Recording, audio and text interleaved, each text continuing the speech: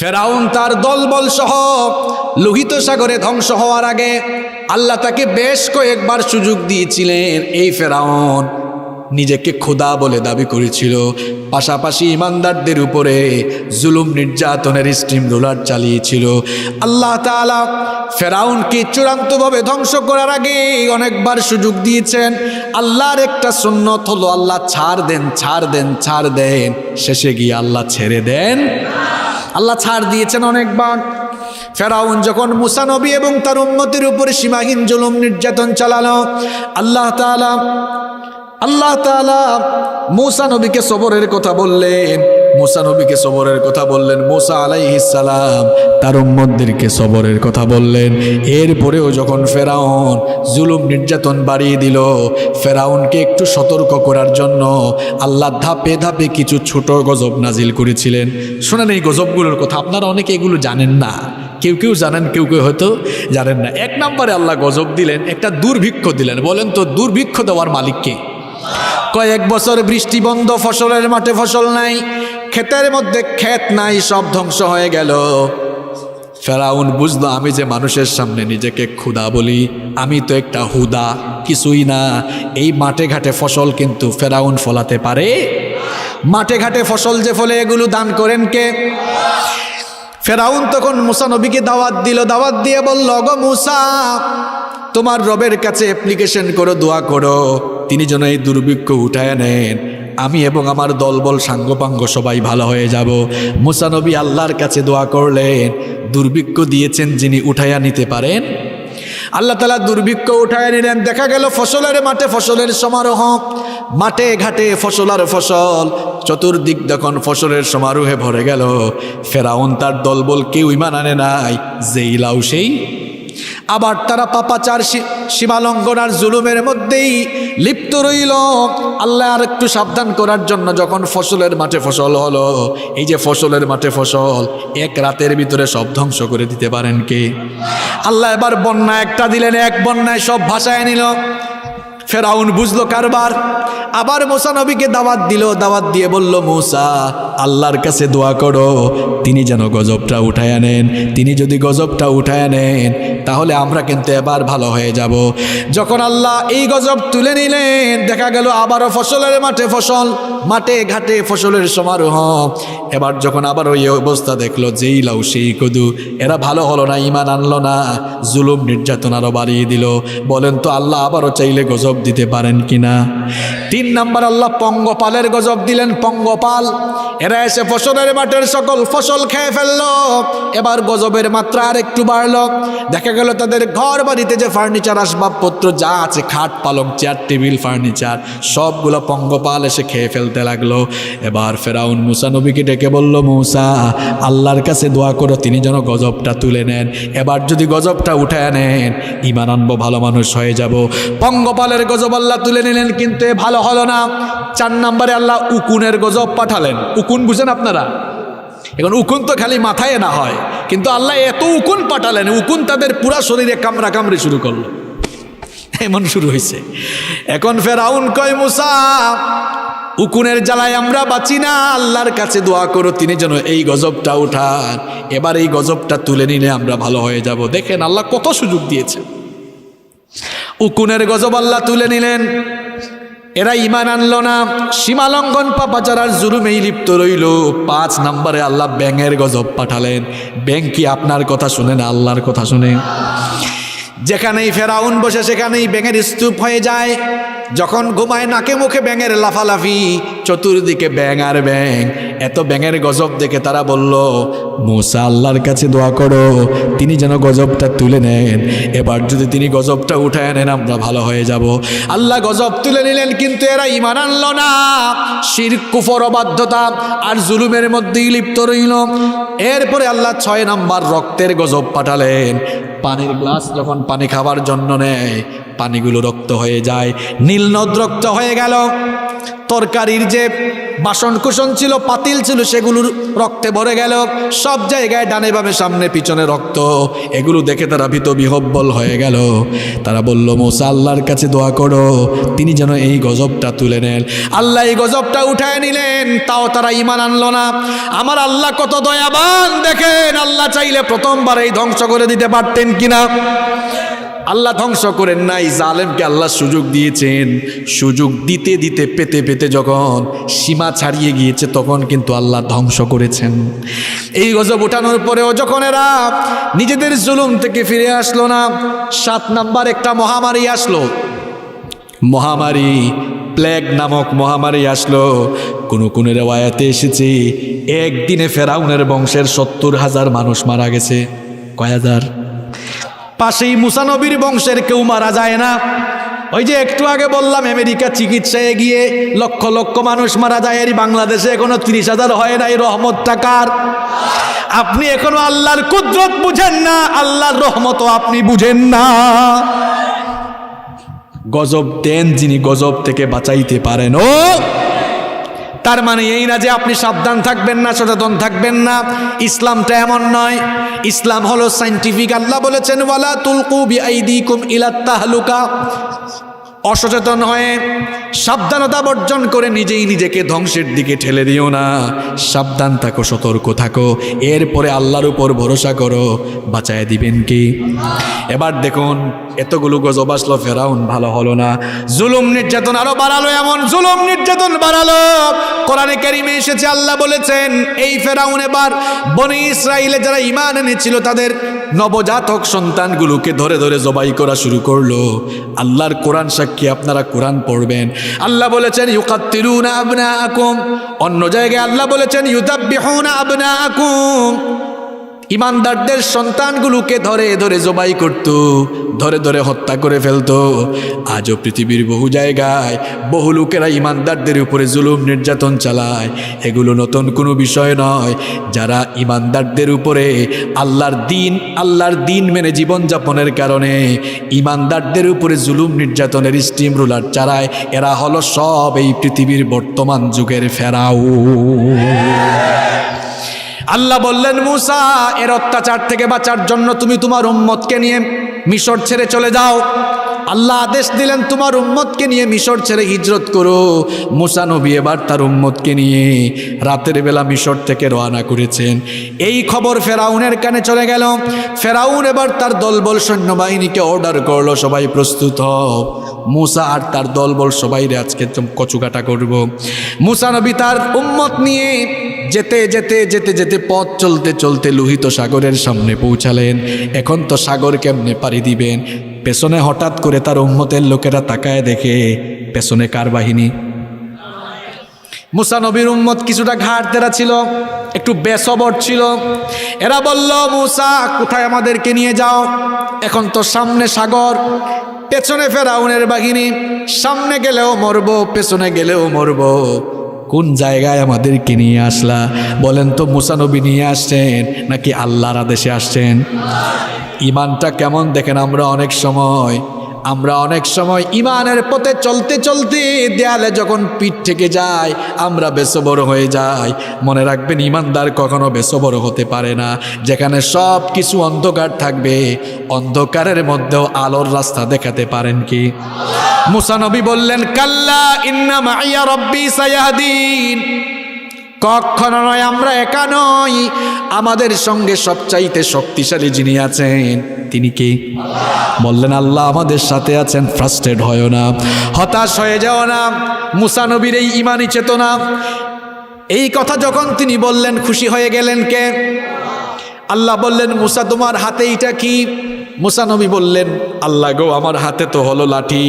আল্লাহ বললেন, এই লাঠির কারিশমাত সবাই দেখবে, লাঠি দিয়ে তুমি আঘাত করো।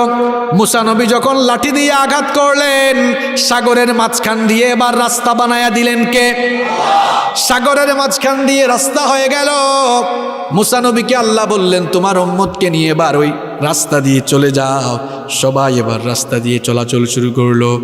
এইদিকে ফেরাউন এসে দেখে, খায় হায়, এই কারবার কেমনে ঘটলো, সাগরের মাঝখান দিয়ে রাস্তা আবার হয় কেমনে। এখন সবার সামনে সে একটু ভাব নিল, পাট নিল, একটু পাট নিয়ে বলো, দেখছো আজ আমি ফেরাউন ক্ষুধার ভয়ে সাগরের মাঝখান দিয়ে রাস্তা হয়ে গেছে। নাউযুবিল্লাহি মিন। ফেরাউন এবার তার দলবলকে বলল, দাঁড়ায় আছো কেন? মার্চ অন দ্য স্ট্রিট, চলো সবগুলাকে ধরো। মুসা নবী তার উম্মতকে নিয়ে যখন ওই পারে চলে গেলেন, উম্মত পেছনে এবার তাকায় দেখি পেছনে কিন্তু রাস্তা দিয়ে ফেরাউন এবার আসতেছে। বলল, নবী মুসা পার হয়েও তো লাভ হলো না, ওইদিকে তো দেখা যায় ফেরাউনও তার দলবল নিয়ে আসতেছে। মুসা নবী বললেন, বেসবরের দল সবগুলো আগে উঠো, তারপর কারিশমা দেখো। সবাই যখন ওই পারে চলে আসলো, বললেন, তো দেখি সাগরের মাঝখানে রাস্তা তৈরি করে দিয়েছিলেন কে? এবার রাস্তাটা চাইলে ভ্যানিশ করে ধ্বংস করে দিতে পারেন কে? ফেরাউন তার দলবল নিয়ে যখন লোহিত সাগরের একেবারে মাঝখানে আসলো, আল্লাহ তাআলা এবার সাগরের দুই পাশের পানিকে আবারও এক করে দিলেন। যেই ফেরাউন তার দলবল নিয়ে এত বছর ধরে, বছরের পর বছর ধরে, যুগের পর যুগ ধরে এত ক্ষমতা, এত দাপট দেখিয়েছিল, ওই ফেরাউনকে তার দলবল সহ সাগরের মধ্যে এবার নাকানি চুবানি খাওয়াচ্ছেন কে? পানি খাইতে খাইতে যখন জান যায় অবস্থা, তখন সে কি বলল শুনেন। কোরআনে কারিমে সূরা ইউনূসের 90 নম্বর আয়াত থেকে কিন্তু এই ঘটনাটা সুন্দর করে এসেছে। হাত্তা ইযা আদরাকাহুল গরক ক্বালা আমানতু আন্নাহু লা ইলাহা ইল্লাল্লাযী আমানাত বিহি বানু ইসরাঈল ওয়া আনা মিনাল মুসলিমিন। সে বলল, যখন পানি খেয়ে খেয়ে যায় অবস্থা, আল্লাহ আমি ভালো হয়ে গেছিল, এই বনি ইসরাইল যার উপর ঈমান আনছে আমিও তার উপর ঈমান আনছি। এটা কি টাইম হয়েছে আর ঈমান আনার? আল্লাহ বললেন, আল আন, এখন, ওয়াকাদ আসাইতা ক্বাবলু ওয়া কুনতা মিনাল মুফসিদিন, তুই তো এর আগে বড় ফাসাদ সৃষ্টিকারী ছিলে রে, তোরে বহু ছাড় দিয়েছি, আর ছাড়।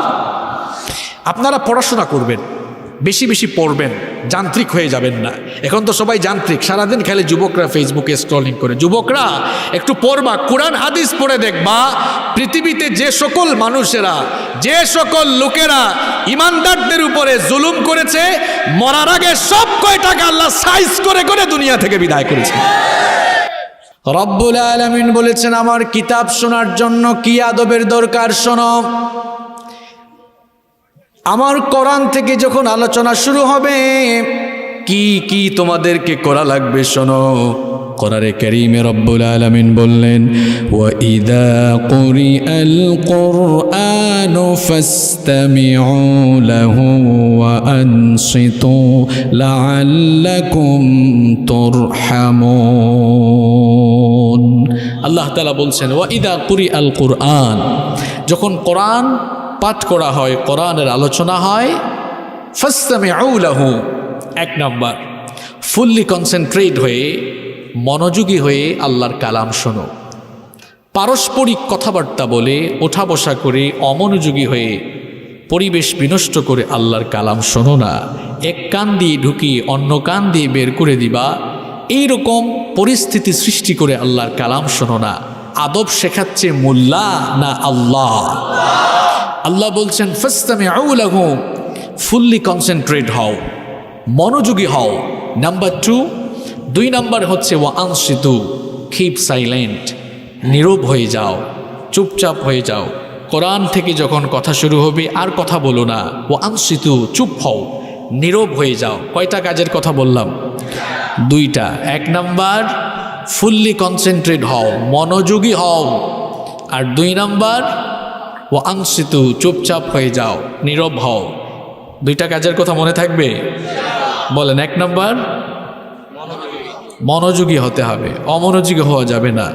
2 নাম্বার চুপ থাকতে হবে। আচ্ছা, এই দুটো কাজ যদি আমরা করতে পারি, রেজাল্ট কি হবে, বেনিফিট কি হবে? আল্লাহ তাআলা বলছেন, এই দুটো কাজ যদি তোমরা করতে পারো, লাআল্লাকুম তুরহামুন, সম্ভবত তোমাদের উপরেই আমার রহমত নাজিল হবে। এত কষ্ট করে হাজার হাজার টাকা খরচ করে দিনের পর দিন কষ্ট করে আপনারা মাহফিলটা আয়োজন করলেন।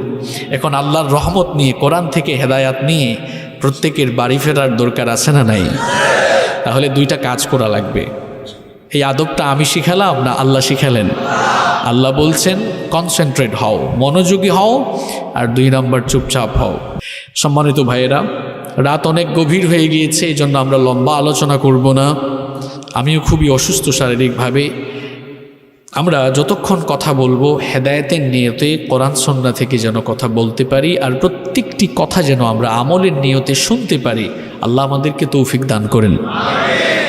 আজকের এই মাহফিল যারা আয়োজন করেছেন, এই মাহফিল বাস্তবায়নে যারা সহযোগিতা করেছেন, এলাকার মুরব্বিয়ান, রাজনৈতিক নেতৃবৃন্দ, সামাজিক নেতৃবৃন্দ, প্রশাসনের ভাইয়েরা সহ আজকের এই মাহফিল বাস্তবায়নে যারা সাপোর্ট দিয়েছেন, সহযোগিতা করেছেন, আর আমরা যারা মাহফিলে এসেছি, আল্লাহ তাআলা আমাদের সকলের জীবনের গুনাহগুলো মাফ করে দেন। In the day of resurrection, কাল কিয়ামতের কঠিন বিভীষিকাময় দিনে এই মাহফিলকে যেন আল্লাহ তাআলা আমাদের সকলের জন্য নাজাতের ওয়াসিলা বানিয়ে আল্লাহ যেন আমাদেরকে দয়া করে মাফ করে তিনি যেন আমাদেরকে জান্নাত দান করেন। আজকের এই মাহফিল থেকে আমরা যেন হেদায়াতের কথা শুনে আমরা যেন প্রত্যেকটি কথা প্র্যাকটিক্যাল লাইফে আমল করতে পারি। আল্লাহ তাআলা আমাদের সবাইকে সেই তৌফিক দান করেন। সম্মানিত ভাইয়েরা, এই পৃথিবী যেখানে আমরা বসবাস করছি, এই পৃথিবীতে আমরা কেউ চিরস্থায়ী হব না। আমাদের পূর্বে যারা পৃথিবীতে এসেছিলেন কেউ তারা থাকতে পারেননি, প্রত্যেকেই দুনিয়া থেকে চলে গিয়েছেন। আমার, আপনার, আমাদের সবার একই পরিণতি হবে, আমরা কেউ দুনিয়াতে থাকতে পারবো না। দেখুন, এখন 2022 সাল, পৃথিবীতে 1921 সাল চলে গিয়েছে। বলেন তো দেখি আপনারা, 1921 সালে দুনিয়াতে, 1922 সালে যারা দুনিয়ায় ছিল, এই 2022 সালে কেউ কি আছে? সবাই মাটির নিচে কবরে শায়িত হয়েছে, সবাই চলে গেছে। কিয়ামত যদি না হয় তাহলে পৃথিবীতে 2122 সালও কিন্তু আসবে। তখন এই প্যান্ডেলের নিচে আমরা যারা বসে আছি, আমরা কেউ তখন থাকবো না, আমরাও সবাই সময়ের ব্যবধানে চলে যাব। আর এই পৃথিবীটা হচ্ছে এমন, দেখুন, 150 বছরের ব্যবধানে পৃথিবীর কোনো মানুষ আপনার নামও মনে রাখবে না। যদি আপনি সুকর্ম করে ইতিহাসে স্থান না পান তাহলে কেউ আপনাকে মনে রাখবে না। যেমন আমার দাদার বাবার নাম আমি জানি না, আপনি হয়তো জানেন, কিন্তু আমি যদি বলি, বলেন তো আপনার দাদার পরদাদার নাম কি? কয়জন আর বলতে পারবে? 2-1 জন বলতে হয়তো পারবে, ম্যাক্সিমামই পারবে না। এই উদাহরণটা দিলাম কেন? আমরা যে দুনিয়ার মাত্র কয়েকটা দিনের হায়াত পেয়ে এই দুনিয়ার প্রতি এত ভালোবাসা, এত মোহ, এত টান আমরা বাড়িয়ে দিয়েছি। এই দুনিয়ার মানুষগুলো 150 বছরের ব্যবধানে আপনার নামটাও কিন্তু মনে রাখবে না। এটা দুনিয়া। দেখুন 2022 সাল, কিয়ামত না হলে 2200 সাল যখন আসবে, ওই যে বললাম, একটা কথা বললাম শুধু, ইতিহাসে যদি আপনি সুকর্ম করে স্থান না পান তাহলে কেউ আপনার নাম আর মনে রাখবে না। এটাই দুনিয়ার বাস্তবতা। আসতেছে মানুষ, চলে যাচ্ছে। আসা যাওয়ার মাঝখানে যে সময়টা আমরা দুনিয়াতে অবস্থান করি, এটাকে আরবিতে বলা হয় হায়াত, বাংলায় বলা হয় জীবন, ইংরেজিতে বলা হয় লাইফ, তাই না? এই যে আমাদের ক্ষুদ্র জীবনকালে প্রত্যেকটি মানুষের জীবনে সুখ আছে, দুঃখ আছে, আনন্দের সাথে বেদনা রয়েছে, মানুষের জীবনে উত্থানের সাথে পতন রয়েছে। এই যে আমাদের জীবনে সুখের সাথে দুঃখ, আনন্দের সাথে বেদনা, প্রত্যেকের জীবনেই কিন্তু দুঃখ আছে নাকি? এখানে সবাই সুখী মানুষ? সবাই কি সুখী আপনারা? না, প্রত্যেকেই প্রত্যেকের জায়গায় কোনো না কোনো বিষয় নিয়ে দুঃখে আছে, কষ্টে আছে, বিপদে আসে। প্রত্যেক ব্যক্তির জীবনেই কোনো না কোনো বিপদ আসে, মুসিবত আসে। এই যে আমরা ব্যক্তি জীবনে, পারিবারিক জীবনে, সমাজ জীবনে, রাষ্ট্রীয় জীবনে মাঝে মাঝে আমরা বৈশ্বিকভাবে পৃথিবীব্যাপী সবাই গজবে আক্রান্ত হই, অথবা আমাদের উপর বিপদ মুসিবত চলে আসে। এগুলো কেন আসে? কি কি কারণে মানুষের উপরে বিপদ আসে, মুসিবত আসে, কিংবা গজব নেমে আসে? এগুলো মনে হয় কোরআনের ভেতরে নাই। এগুলো হাদিসের ভেতরে নাই। যদি না থাকতো তাহলে এটা পূর্ণাঙ্গ বা চূড়ান্ত গাইডলাইন হতে পারত না। কোরআনুল কারীম এটা ব্যাকডেটেড কোনো বুক নয়, বরং এটা হচ্ছে দুনিয়ার সবচেয়ে আপডেট একটি কিতাব। এটা সায়েন্টিফিক কিতাব, এটা অথেন্টিক, অরিজিনাল এবং বাস্তব ভিত্তিক কিতাব। কোরআনুল কারীম সাম্প্রদায়িক কিতাব নয়, এটা সার্বজনীন কিতাব। যদি সাম্প্রদায়িক হতো আল্লাহ তাআলা কোরআনের ভেতরে বলতেন হুদাল্লিল মুমিনিন, অথবা বলতেন হুদাল্লিল মুসলিমিন। আপনারা যারা কোরআন নিয়মিত পড়েন, অধ্যয়ন করেন, গবেষণা করেন, দেখবেন কোরআনের ভেতরে হুদাল্লিল মুমিনিন শব্দটিও নেই, হুদাল্লিল মুসলিমিন শব্দটিও নেই, আছে হুদাল্লিন নাস। আল্লাহ বলেছেন এই কোরআন হচ্ছে তামাম দুনিয়ার সমস্ত মানুষের জন্য হেদায়াতের কিতাব। সুবহানাল্লাহ। তাহলে কোরআন নির্দিষ্ট কোনো জাতিগোষ্ঠীর জন্য আসেনি, বরং কোরআন সমস্ত মানুষের জন্য নাজিল করেছেন কে? এই কোরআন হচ্ছে মানুষের জীবনের সকল সমস্যার সমাধানকারী গ্রন্থ। It's the problem solving methodology. এটি হচ্ছে মানুষের সকল সমস্যার সমাধানকারী কিতাব। এজন্য আপনার জীবনের প্রতিটি সেক্টরে যে সমস্যা ঘটছে, সব সমস্যার সমাধান পাওয়ার জন্য আপনি কোরআন পড়ুন, কোরআন অধ্যয়ন করুন, গবেষণা করুন। কোরআন আপনাকে সমাধানের রাস্তা, নাজাতের রাস্তা, মুক্তির পথ আপনাকে কোরআন দেখিয়ে দিবে। সুবহানাল্লাহ। আজ আমরা আলোচনা করব আমাদের জীবনে নানা সেক্টরে মাঝে মাঝে যে আমরা বিপদ মুসিবতে পড়ি না আমরা, নাকি পড়েন না আপনারা? প্রত্যেকেই জীবনে কম বেশি বিপদে পড়েন, মুসিবতে পড়েন, দুঃখ কষ্টে পড়ে যান, কিংবা মাঝে মাঝে সবার উপর গজব নেমে আসে, এলাকায় গজব নামে, পৃথিবীতে গজব নামে। এই যে বিপদ মুসিবত এবং গজব আসার কারণ কি, এগুলো আমরা আজ কোরআন সুন্নাহ থেকে বের করব। পাশাপাশি বিপদ মুসিবত গজব আসলে আমাদের কি করা দরকার, সেগুলো আমরা কোরআন সুন্নাহ থেকে জানবো ইনশাআল্লাহ। তাহলে চলুন আমরা আজকে আলোচনায় প্রবেশ করি। আমরা আলোচনার টাইটেল বা টপিক নির্ধারণ করলাম, ভালো করে শুনতে হবে। অনেকে বাড়ি যাবে, অনেকে হয়তো অসুস্থতার কারণে মাহফিলে আসতে পারেনি।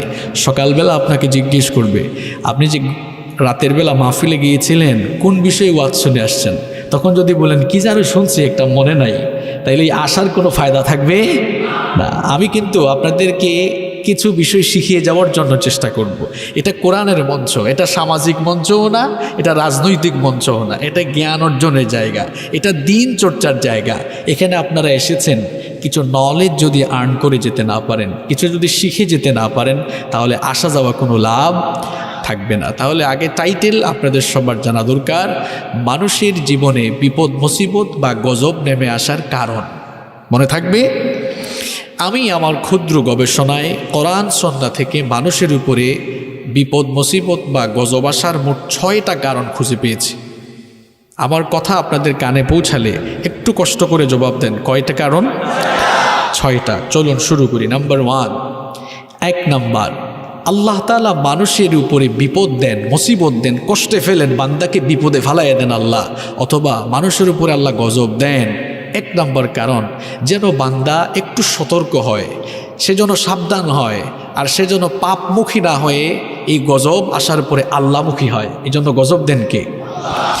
এই জন্য রব্বুল আলামিন কোরআনুল কারীমের 32 নম্বর সূরা সূরাতুস সাজদা এর 21 নম্বর আয়াতের মধ্যে বললেন, ওয়ালানুযীকান্নাহুম মিনাল আযাবিল আদনা দুনাল আযাবিল আকবারি লাআল্লাহুম ইয়ারজিউন।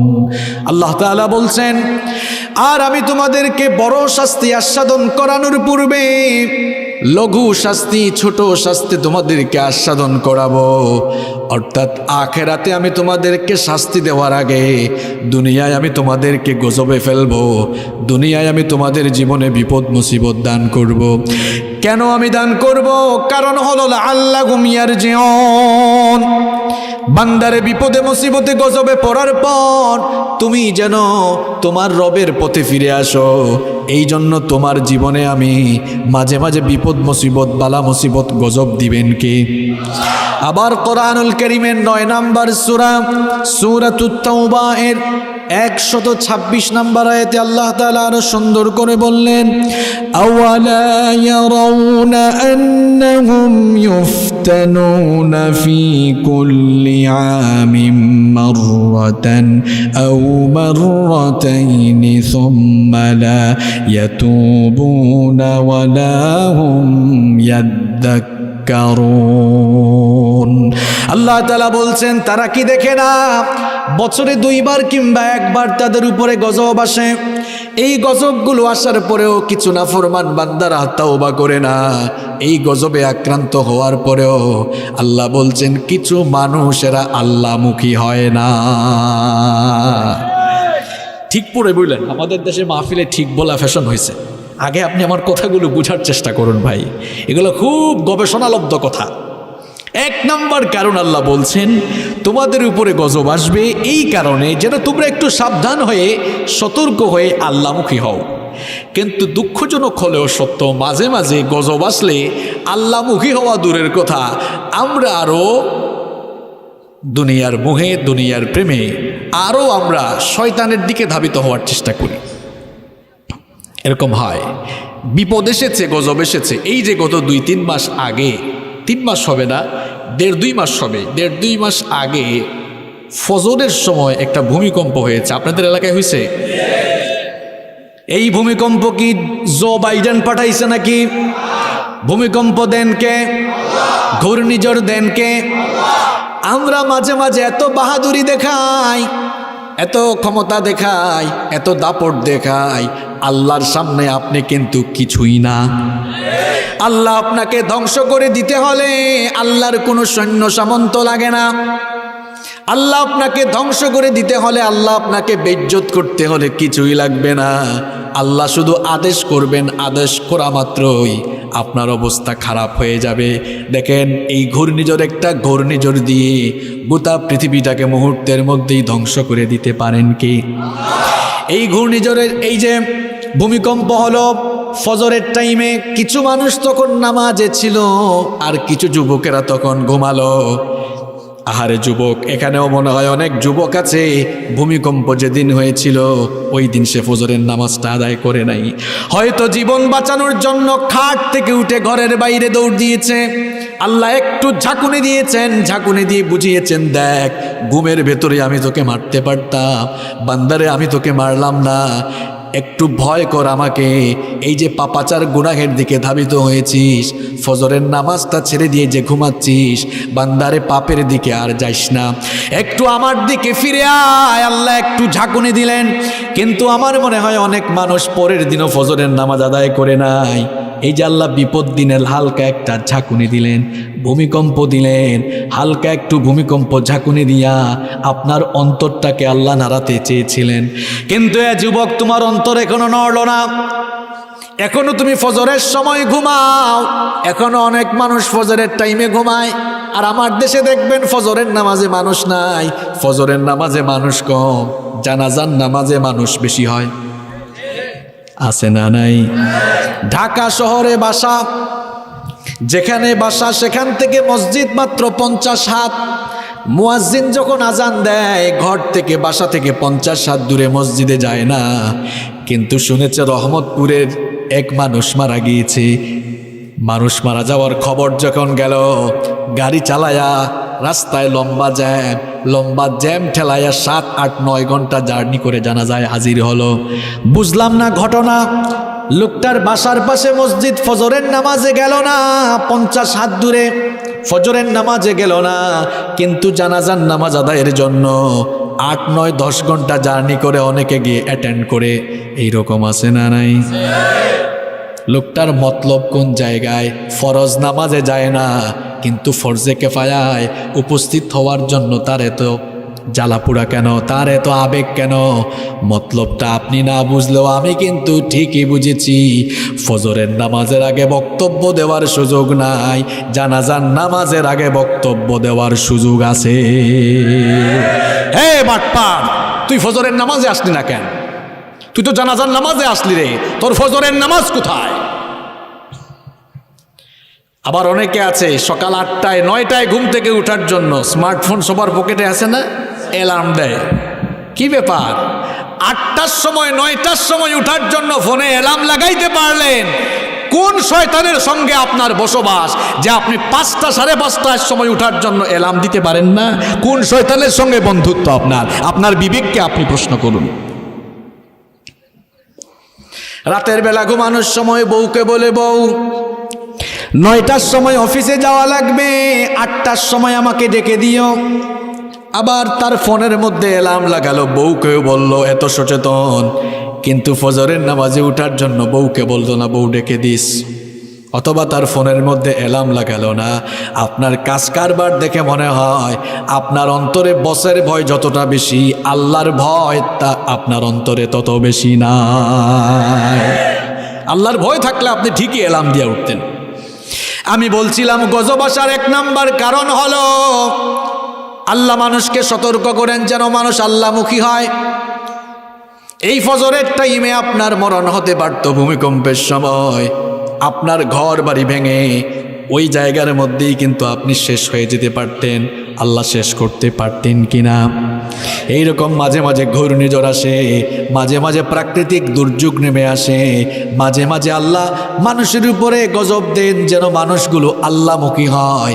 এই যে বর্তমান দুনিয়াতে একটা গজব চলতেছে, গজবের নাম করোনা, এই গজবটাও কিন্তু আল্লাহ দিয়েছেন মানুষগুলো যেন একটু আল্লাহকে চিনতে পারে।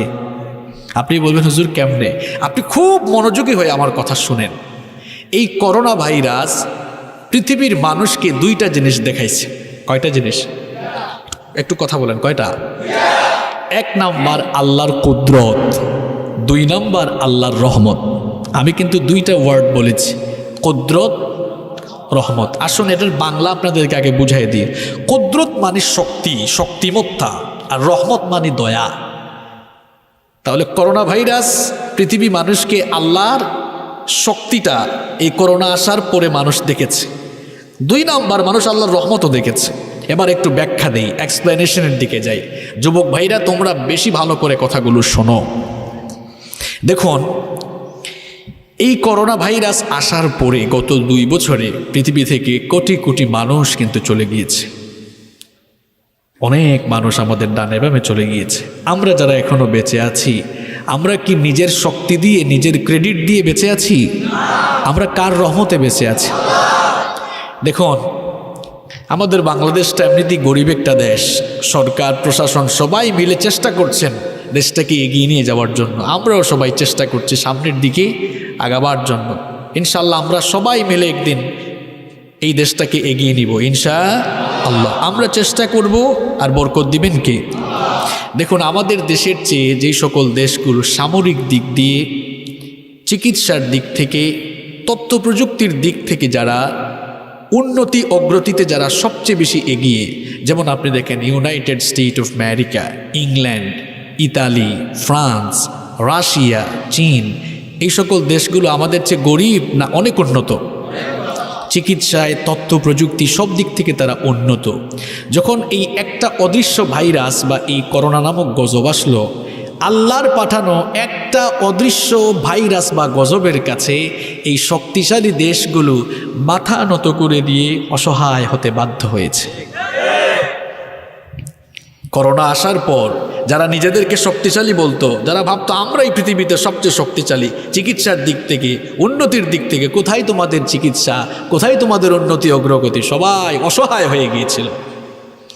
টিকা আসলো, টিকা আসার পরেও এখন বারবার এই যে আপনার ভেরিয়েন্ট চেঞ্জ হচ্ছে, এখন আরও গজবে আমরা পড়েছি সবাই।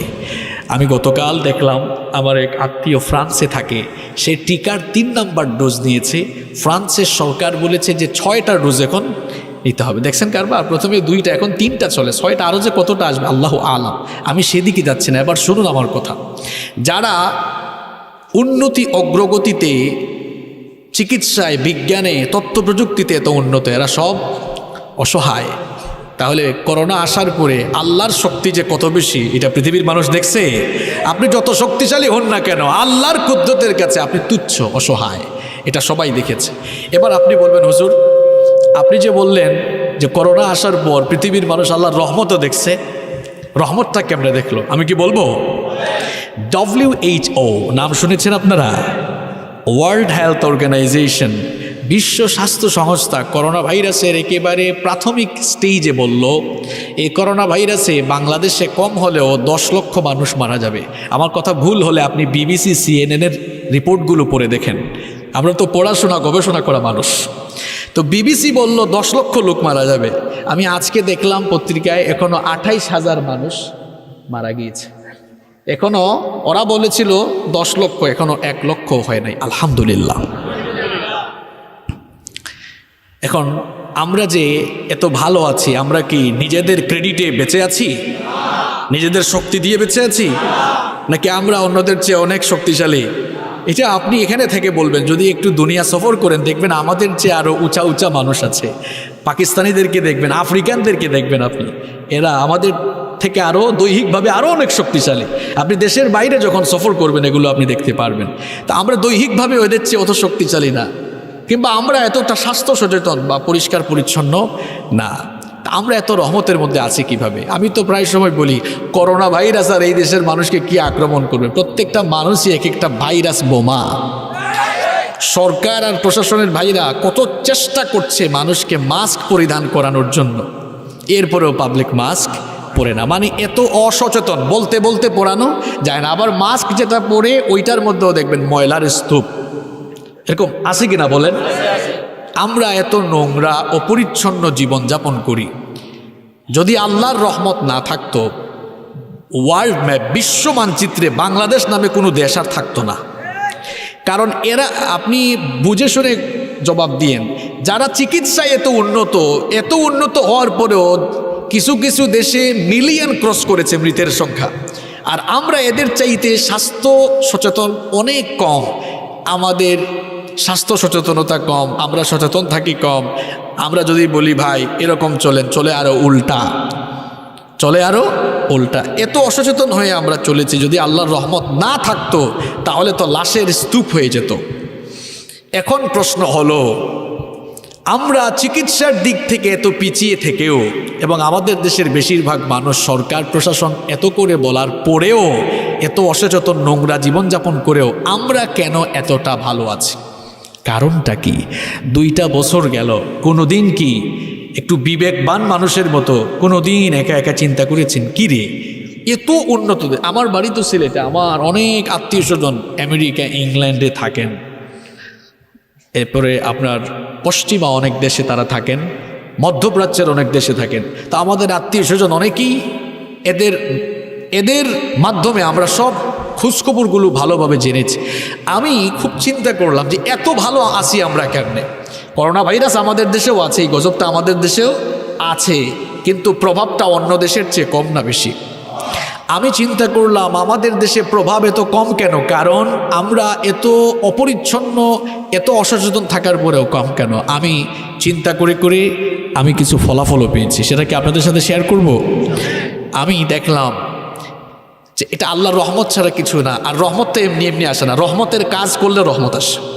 তো আমি চিন্তা করলাম বাংলাদেশে কি এত রহমতের কাজ হয়। চিন্তা করে করে পেলাম পৃথিবীর একমাত্র দেশ হলো বাংলাদেশ। এই দেশে যতগুলো হাফেজি মাদ্রাসা, যতগুলো কৌমি মাদ্রাসা, যতগুলো আলিয়া মাদ্রাসা আছে, খুব ভালো করে ঘাটাঘাটি পড়াশোনা গবেষণা করে দেখেন পৃথিবীতে আর অন্য কোনো দেশে এত দিনী প্রতিষ্ঠান নাই। আপনি ভালো করে যান, গবেষণা করে তারপরে এসেন। পৃথিবীর একমাত্র দেশ বাংলাদেশ। এখানে যত হাফেজি, কৌমি, আলিয়া অর্থাৎ দিনী প্রতিষ্ঠান আছে বিশ্বের কোনো দেশে এত আর আপনি বলবেন শুধু সৌদি আরবেও নাই, যান না গিয়ে দেখেন, মিলান, অঙ্ক মিলান। আপনি আমাদের দেশেই দেখবেন এক গ্রামে কত হাফেজি মাদ্রাসা, এতিমখানা, নুরানি মাদ্রাসা, কওমি মাদ্রাসা, আলিয়া মাদ্রাসা, যত দিনী প্রতিষ্ঠান এখানে আছে পৃথিবীর কোথাও এত দিনী প্রতিষ্ঠান নেই। আমি চিন্তা করে এটা একটা কারণ বললাম। 2 নম্বর, আমি দেখলাম এটা পৃথিবীর একমাত্র দেশ, এই দেশে আল্লাহর জিকির সবচেয়ে বেশি হয়। আপনি বলবেন হুজুর কেমনে হয়? এই দেশে সূর্য উঠার আরো 1-2 ঘন্টা আগে থেকে হাফেজি মাদ্রাসাগুলোতে আপনি রাতের বেলা পারলে ঘুম থেকে উঠে যাইয়েন, আপনি দেখবেন সূর্য উঠার 2 ঘন্টা আগে হাফেজরা ঘুম থেকে উঠে ওযু করে, কেউ তাহাজ্জুদের নামাজে আর কেউ বা রেহাল আর কোরআন নিয়ে কোরআনের গুনগুন গুনগুন তেলাওয়াত করে। রহমত কি এমনি আসে মিয়া? আপনি কিসের উসিল্লায় ভালো আছেন? ওই যে বলে মানুষ কিসের উসিল্লায় কার উসিল্লায় সিন্নি খায়, ওইটা বুঝে না, পাগল ছাগল। চিন্তা করতে হবে কিভাবে এত ভালো আছে। এরপরে 3 নাম্বার, পৃথিবীর একমাত্র দেশ বাংলাদেশ, যেখানে একটানা 6 মাস প্রত্যেকটা রাতে এই দেশের কোনো না কোনো জায়গায় শত শত হাজার হাজার কোরআনের মাহফিলে মানুষ আসে আর কোরআন হাদিসের আলোচনা হয়। এটা পৃথিবীর দ্বিতীয় কোনো দেশে হয়। আপনি কি মনে করছেন এই রহমতের ভিতরে এমনি আসেন? এখন রহমত আসার জায়গাগুলো যত বেশি সংকীর্ণ হবে কিংবা রহমত আসার জায়গাগুলো আপনি যত বন্ধ করবেন ততই রহমত আসা কমে যাবে। এই জন্য যেই সকল জায়গার কারণে, যে জিনিসের কারণে রহমত কমে, বন্ধ করতে হলে সিনেমা হলগুলো বন্ধ করে দাও, মদের বার বন্ধ করে দাও, ক্যাসিনো বন্ধ করে দাও, স্টেডিয়ামের খেলাধুলা বন্ধ করে দাও, বাণিজ্য মেলা বন্ধ করে দাও, মসজিদ মাদ্রাসা খুলে দাও।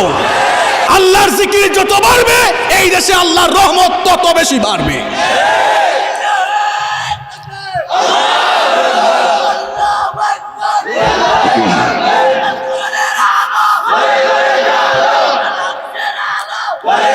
সবাই রহমত চান তো? এই রহমত চান তো সবাই? রহমত আসে কেমনে? সব পয়েন্টগুলো বলে দিচ্ছি। রহমত আসার জায়গা, আল্লাহর কসম আজকে বলে গেলাম, কথা বলার সুযোগ হয়তো এরপরে নাও পাইতে পারি, মরেও তো যেতে পারি। মনে রাখবেন এগুলো পরে ইন্টারনেটে লক্ষ লক্ষ মানুষও শুনবে। মনে রাখবেন গোটা জাতির উদ্দেশ্যে বলে গেলাম, রহমত আসার জায়গাগুলো আপনারা যত সংকীর্ণ করবেন, যত সীমিত করবেন, রহমত আসা ততই কিন্তু সীমিত হবে, ততই রহমত আসা বন্ধ হয়ে যেতে পারে। আল্লাহ গজব দেন আল্লাহমুখী হওয়ার জন্য। ভাইরা আল্লাহর দিকে যান, বহু পাপ করছেন, এবার আল্লাহর দিকে যান। করোনা দিয়েছেন কে? উঠাইতে পারেন কে? এটা কি আপনার মাথার ভিতরে আসে না? যদি এসে থাকে, গুনাহ ছাড়েন, দুর্নীতি ছাড়েন, বদমাশি ছাড়েন, টেন্ডারবাজি ছাড়েন, চাঁদাবাজি ছাড়েন, আল্লাহমুখী হয়ে যান। এই গজব তুলে নেবেন কে? গজব আসার 1 নাম্বার কারণ বললাম, আমরা যেন সাবধান হয়ে আল্লাহর দিকে ফিরে যাই। মনে থাকবে আপনাদের? মনে থাকবে সবার? তাহলে গজব আল্লাহ দেন, আমরা একটু শর্ট করে শিখি 1 নাম্বার পয়েন্টটা। আল্লাহ গজব দেন আল্লাহমুখী হওয়ার জন্য। আল্লাহ গজব দেন, ওকে। নাম্বার 2 নাম্বার, মানুষের উপর গজব আসার 2 নাম্বার কারণ হলো, মানুষ যখন আল্লাহর অবাধ্যতা, সীমালঙ্ঘন আর কুফুরের ভিতর নিমজ্জিত হয়, শিরক আর কুফরে, তখন ওই জাতির উপরে গজব নাজিল করা ওয়াজিব হয়ে যায়। গজব দিয়ে দেন কে? পৃথিবীর 6টি জাতির উপরে আল্লাহ এই রকম গজব দিয়ে এদেরকে গোষ্ঠী সুদ্ধা শেষ করেছেন। কয়টা জাতি? আরো জোরে বলেন, কয়টা? 6টা। দেখেন কোরআন থেকে কাহিনীগুলো আপনাদেরকে শোনাই। এই 6 জাতির কাছে নবী এসে দাওয়াত দিলেন, বললেন পাপাচার ছাড়ো, জুলুম ছাড়ো, সীমালঙ্ঘন ছাড়ো, শিরক কুফর ছাড়ো, মানুষের উপর জুলুম ছাড়ো। কথা মানে নাই, শেষ পর্যন্ত এদেরকে গোষ্ঠী সুদ্ধা নির্বংশ করে দিয়ে সবগুলারে ধ্বংস করে দিলেন। গজব দিয়ে ধ্বংস করে দিয়েছেন কে?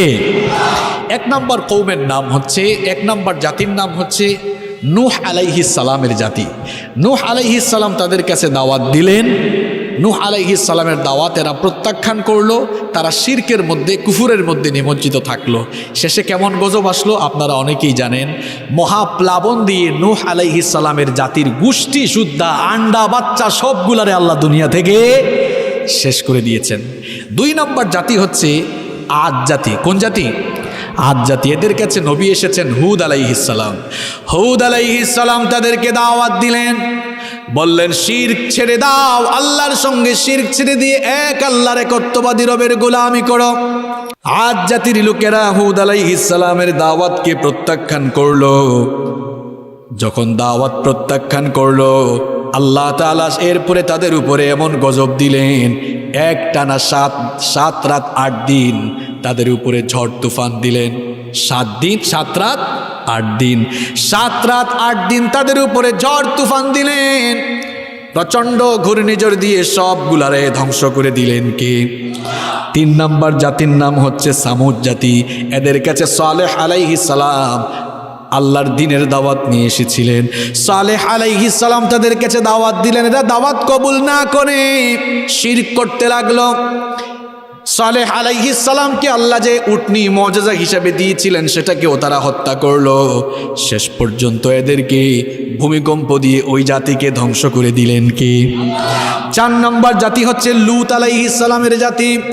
লূত আলাইহিস সালামের জাতি পৃথিবীর ইতিহাসে সর্বপ্রথম সমকামিতায় লিপ্ত হয়েছিল।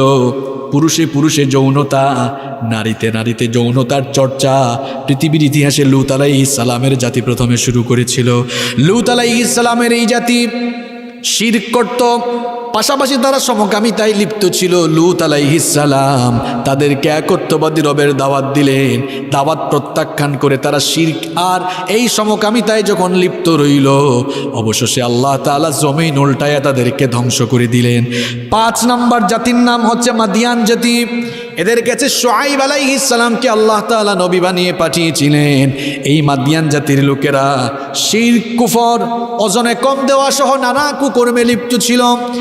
এদের কাছে যখন শুআইব আলাইহিস সালাম দাওয়াত দিলেন, এরা দাওয়াত প্রত্যাখ্যান করে শিরক, কুফর এবং ওজনে কম দেওয়া সহ নানা রকম কুকর্মে লিপ্ত রইল। শেষ পর্যন্ত আল্লাহ এদের উপর এমন গজব দিলেন, একটানা 7 দিন তাদের উপরে গরম চাপিয়ে দেওয়া হলো। গরম বুঝেন তো আপনারা? গরম চাপিয়ে দেওয়া হলো। গরমের চোটে কাপড় চোপড় খুলে ঘর বাড়ি ছেড়ে এরা মাটির নিচে গর্ত খনন করে আশ্রয় নিল। গিয়ে দেখি সেখানেও গরম লাগে, গাছের ছায়ায় আশ্রয় নেয়, সেখানে গরম লাগে। 7 দিন এমন আযাব, এমন গজব যখন তাদের উপর চলল, আল্লাহ এদেরকে ধ্বংস করার আগে একটু গজব দিয়েছিলেন যেন এরা আল্লাহর প্রতি ফিরে আসে। তওবা করে নাই, ভালো হয় নাই। শেষ পর্যন্ত আল্লাহ এমন গজব দিলেন, 7 দিন পরে আকাশের মধ্যে কালো একটা মেঘের টুকরা আল্লাহ পাঠালেন। এরা ভেবেছিল ওই কালো মেঘের টুকরা থেকে তাদের জন্য বৃষ্টি নাজিল হবে। সবাই গিয়ে কালো মেঘের টুকরার নিচে যখন জমা হলো, সমবেত হওয়ার পর সবাই ওই কালো মেঘের টুকরার নিচে যাওয়ার পর আল্লাহ তাআলা ওই মেঘের টুকরা থেকে তাদের উপর আগুন বর্ষণ করলেন। সবগুলা শেষ। 6 নম্বর জাতি হলো ফেরাউনের জাতি। ফেরাউন তার দলবল সহ লোহিত সাগরে ধ্বংস হওয়ার আগে আল্লাহ তাকে বেশ কয়েকবার সুযোগ দিয়েছিলেন। এই ফেরাউন নিজেকে খোদা বলে দাবি করেছিল, পাশাপাশি ইমানদারদের উপরে জুলুম নির্যাতনের স্টিম রোলার চালিয়েছিল। আল্লাহ তাআলা ফেরাউনকে চূড়ান্তভাবে ধ্বংস করার আগে অনেকবার সুযোগ দিয়েছেন। আল্লাহর একটা সুন্নত হলো আল্লাহ ছাড় দেন, শেষে গিয়ে আল্লাহ ছেড়ে দেন। আল্লাহ ছাড় দিয়েছেন অনেকবার। ফেরাউন যখন মুসা নবী এবং তার উম্মতের উপরে সীমাহীন জুলুম নির্যাতন চালালো, আল্লাহ তাআলা মুসা নবীকে সবরের কথা বললেন। মুসা আলাইহিস সালাম তার উম্মতদেরকে সবরের কথা বললেন। এরপরেও যখন ফেরাউন জুলুম নির্যাতন বাড়িয়ে দিল, ফেরাউনকে একটু সতর্ক করার জন্য আল্লাহ ধাপে ধাপে কিছু ছোট গজব নাজিল করেছিলেন। শোনেন এই গজবগুলোর কথা, আপনারা অনেকে এগুলো জানেন না, কেউ জানেন, কেউ হয়তো জানেন না। 1 নম্বরে আল্লাহ গজব দিলেন, একটা দুর্ভিক্ষ দিলেন। বলেন তো দুর্ভিক্ষ দেওয়ার মালিক কে? কয়েক বছর বৃষ্টি বন্ধ, ফসলের মাঠে ফসল নাই, ক্ষেতের মধ্যে ক্ষেত নাই, সব ধ্বংস হয়ে গেল। ফেরাউন বুঝলো আমি যে মানুষের সামনে নিজেকে খোদা বলি, আমি তো একটা হুদা, কিছুই না। এই মাঠে ঘাটে ফসল কিন্তু ফেরাউন ফলাতে পারে? মাঠে ঘাটে ফসল যে ফলে এগুলো দান করেন কে? ফেরাউন তখন মুসা নবীকে দাওয়াত দিয়ে বলল, গো মুসা, তোমার রবের কাছে অ্যাপ্লিকেশন করো, দোয়া করো, তিনি যেন এই দুর্ভিক্ষ উঠায় নেন, আমি এবং আমার দলবল সাঙ্গপাঙ্গ সবাই ভালো হয়ে যাব। মুসা নবী আল্লাহর কাছে দোয়া করলেন, দুর্ভিক্ষ দিয়েছেন যিনি উঠাইয়া নিতে পারেন। আল্লাহ তাআলা দুর্ভিক্ষ উঠায় নিলেন। দেখা গেল ফসলের মাঠে ফসলের সমারোহ, মাঠে ঘাটে ফসল আর ফসল, চতুর্দিক যখন ফসলের সমারোহে ভরে গেল, ফেরাউন তার দলবল কেউ ঈমান আনে নাই, যেই লাউ সেই। আবার তারা পাপাচার, সীমালঙ্ঘন আর জুলুমের মধ্যেই লিপ্ত রইল। আল্লাহ আর একটু সাবধান করার জন্য যখন ফসলের মাঠে ফসল হলো, এই যে ফসলের মাঠে ফসল, 1 রাতের ভিতরে সব ধ্বংস করে দিতে পারেন কে? আল্লাহ এবার বন্যা একটা দিলেন, 1 বন্যায় সব ভাসায় নিল। ফেরাউন বুঝলো কারবার, আবার মুসা নবীকে দাওয়াত দিল, দাওয়াত দিয়ে বলল, মুসা আল্লাহর কাছে দোয়া করো তিনি যেন গজবটা উঠায় আনেন। তিনি যদি গজবটা উঠায় আনেন তাহলে আমরা কিন্তু এবার ভালো হয়ে যাব। যখন আল্লাহ এই গজব তুলে নিলেন, দেখা গেল আবারও ফসলের মাঠে ফসল, মাঠে ঘাটে ফসলের সমারোহ। এবার যখন আবার ওই অবস্থা দেখলো, যেই লাউ সেই কদু, এরা ভালো হলো না, ঈমান আনলো না, জুলুম নির্যাতন আরো বাড়িয়ে দিল। বলেন তো আল্লাহ আবারও চাইলে গজব দিতে পারেন কিনা? 3 নাম্বার আল্লাহ পঙ্গপালের গজব দিলেন। পঙ্গপাল এরা এসে ফসলের মাঠের সকল ফসল খেয়ে ফেললো। এবার গজবের মাত্রা আর একটু বাড়লো। দেখা গেল তাদের ঘর বাড়িতে যে ফার্নিচার আসবাবপত্র যা আছে, খাট পালং চেয়ার টেবিল ফার্নিচার, সবগুলো পঙ্গপাল এসে খেয়ে ফেলতে লাগলো। এবার ফেরাউন মুসা নবীকে ডেকে বলল, মুসা আল্লাহর কাছে দোয়া করো তিনি যেন গজবটা তুলে নেন। এবার যদি গজবটা উঠায় নেন ঈমান আনবো, ভালো মানুষ হয়ে যাব। পঙ্গপালের গজব আল্লাহ তুলে নিলেন, কিন্তু এ ভালো হলো না। 4 নম্বরে আল্লাহ উকুনের গজব পাঠালেন। উকুন বুঝেন আপনারা? এখন উকুন তো খালি মাথায় না হয়, কিন্তু আল্লাহ এত উকুন পাঠালেন, উকুন তাদের পুরা শরীরে কামড়া কামড়ি শুরু করলো। এমন শুরু হয়েছে। এখন ফেরাউন কয়, মুসা উকুনের জ্বালায় আমরা বাঁচি না, আল্লাহর কাছে দোয়া করো তিনি যেন এই গজবটা উঠান। এবার এই গজবটা তুলে নিলে আমরা ভালো হয়ে যাব। দেখেন আল্লাহ কত সুযোগ দিয়েছে। উকুনের গজব আল্লাহ তুলে নিলেন, এরা ঈমান আনলো না, সীমালঙ্ঘন পাপাচারার জুলুমেই লিপ্ত রইল। 5 নম্বরে আল্লাহ ব্যাঙের গজব পাঠালেন। ব্যাঙ কি আপনার কথা শুনে না, আল্লাহর কথা শুনে? যেখানেই ফেরাউন বসে সেখানেই ব্যাঙের স্তূপ হয়ে যায়। যখন ঘুমায় নাকে মুখে ব্যাঙের লাফালাফি, চতুর্দিকে ব্যাঙ আর ব্যাঙ। এত ব্যাঙের গজব দেখে তারা বলল, মুসা আল্লাহর কাছে দোয়া করো তিনি যেন গজবটা তুলে নেন। এবার যদি তিনি গজবটা উঠায় নেন আমরা ভালো হয়ে যাব। আল্লাহ গজব তুলে নিলেন, কিন্তু এরা ঈমান আনলো না, শিরক কুফর অবাধ্যতা আর জুলুমের মধ্যেই লিপ্ত রইল। এরপরে আল্লাহ 6 নম্বর রক্তের গজব পাঠালেন। পানির গ্লাস যখন পানি খাবার জন্য নেয়, পানিগুলো রক্ত হয়ে যায়, নীলনদ রক্ত হয়ে গেল। তরকারির যে বাসন কুসন ছিল, পাতিল ছিল, সেগুলোর রক্তে ভরে গেল। সব জায়গায় ডানে বামে সামনে পিছনে রক্ত। এগুলো দেখে তারা ভীত বিহব্বল হয়ে গেল। তারা বলল, মুসা আল্লাহর কাছে দোয়া করো তিনি যেন এই গজবটা তুলে নেন। আল্লাহ এই গজবটা উঠায় নিলেন, তাও তারা ঈমান আনলো না। আমার আল্লাহ কত দয়াবান দেখেন, আল্লাহ চাইলে প্রথমবারেই ধ্বংস করে দিতে পারতেন কিনা? আল্লাহ ধ্বংস করেন নাই, জালেমকে আল্লাহ সুযোগ দিয়েছেন। সুযোগ দিতে দিতে পেতে পেতে যখন সীমা ছাড়িয়ে গিয়েছে তখন কিন্তু আল্লাহ ধ্বংস করেছেন। এই গজব উঠানোর পরেও যখন এরা নিজেদের জুলুম থেকে ফিরে আসলো না, 7 নাম্বার একটা মহামারী আসলো। মহামারী প্লেগ নামক মহামারী আসলো।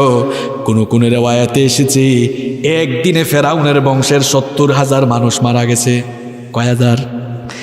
পাশেই মুসা নবীর বংশের কেউ মারা যায় না।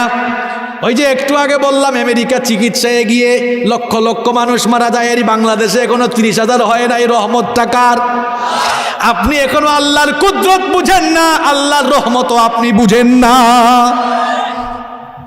গজব দেন যিনি গজব থেকে বাঁচাইতে পারেন। ও তার মানে এই না যে আপনি সাবধান থাকবেন না, সচেতন থাকবেন না। ইসলামটা এমন নয়। ইসলাম হলো সাইন্টিফিক। আল্লাহ বলেছেন, ওয়ালা তুলকু বিআইদিকুম ইলাত তাহলুকা। অসচেতন হয়ে সাবধানতা বর্জন করে নিজেই নিজেকে ধ্বংসের দিকে ঠেলে দিও না। সাবধান থাকো, সতর্ক থাকো, এরপরে আল্লাহর উপর ভরসা করো, বাঁচায় দিবেন কি? এবার দেখুন এতগুলো গজব আসলো, ফেরাউন ভালো হলো না, জুলুম নির্যাতন আরো বাড়ালো। এমন জুলুম নির্যাতন বাড়ালো, কোরআনে কারিমে এসেছে আল্লাহ বলেছেন এই ফেরাউন এবার বনি ইসরাইলে যারা ঈমান এনেছিল তাদের নবজাতক সন্তানগুলোকে ধরে ধরে জবাই করা শুরু করলো। আল্লাহর কোরআন সাক্ষী, আপনারা কোরআন পড়বেন। আল্লাহ বলেছেন ইউকাত্তিলুনা আবনাআকুম, অন্য জায়গায় আল্লাহ বলেছেন ইউযাব্বিহুনা আবনাআকুম। ইমানদারদের সন্তানগুলোকে ধরে ধরে জবাই করত, ধরে ধরে হত্যা করে ফেলতো। আজও পৃথিবীর বহু জায়গায় বহু লোকেরা ইমানদারদের উপরে জুলুম নির্যাতন চালায়। এগুলো নতুন কোনো বিষয় নয়। যারা ইমানদারদের উপরে আল্লাহর দিন মেনে জীবনযাপনের কারণে ইমানদারদের উপরে জুলুম নির্যাতনের স্টিম রুলার চালায়, এরা হলো সব এই পৃথিবীর বর্তমান যুগের ফেরাউন। আল্লাহ বললেন, মুসা এর অত্যাচার থেকে বাঁচার জন্য তুমি তোমার উম্মতকে নিয়ে মিশর ছেড়ে চলে যাও।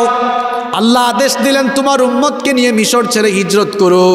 মুসা নবী এবার তার উম্মতকে নিয়ে রাতের বেলা মিশর থেকে রওনা করেছেন। এই খবর ফেরাউনের কানে চলে গেল। ফেরাউন এবার তার দলবল সৈন্যবাহিনীকে অর্ডার করলো, সবাই প্রস্তুত হও, মুসা আর তার দলবল সবাই আজকে কচুকাটা করব।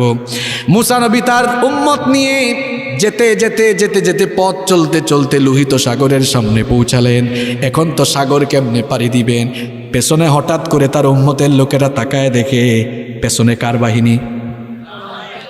মুসা নবীর উম্মত কিছুটা ঘাট তেরা ছিল, একটু বেসবর ছিল। এরা বলল, মুসা কোথায় আমাদেরকে নিয়ে যাও?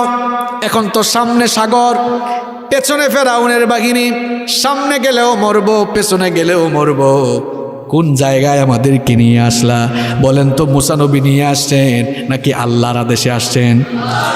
ইমানটা কেমন দেখেন। আমরা অনেক সময় ইমানের পথে চলতে চলতে দেয়ালে যখন পিঠ থেকে যায় আমরা বেসবর হয়ে যাই। মনে রাখবেন, ইমানদার কখনো বেসবর হতে পারে না। যেখানে সব কিছু অন্ধকার থাকবে, অন্ধকারের মধ্যেও আলোর রাস্তা দেখাতে পারেন কি? মুসা নবী বললেন, কাল্লা ইন্না মাইয়া রব্বি সায়াহদিন। কখনো নয়, আমরা একা নই, আমাদের সঙ্গে সবচাইতে শক্তিশালী যিনি আছেন তিনি কে?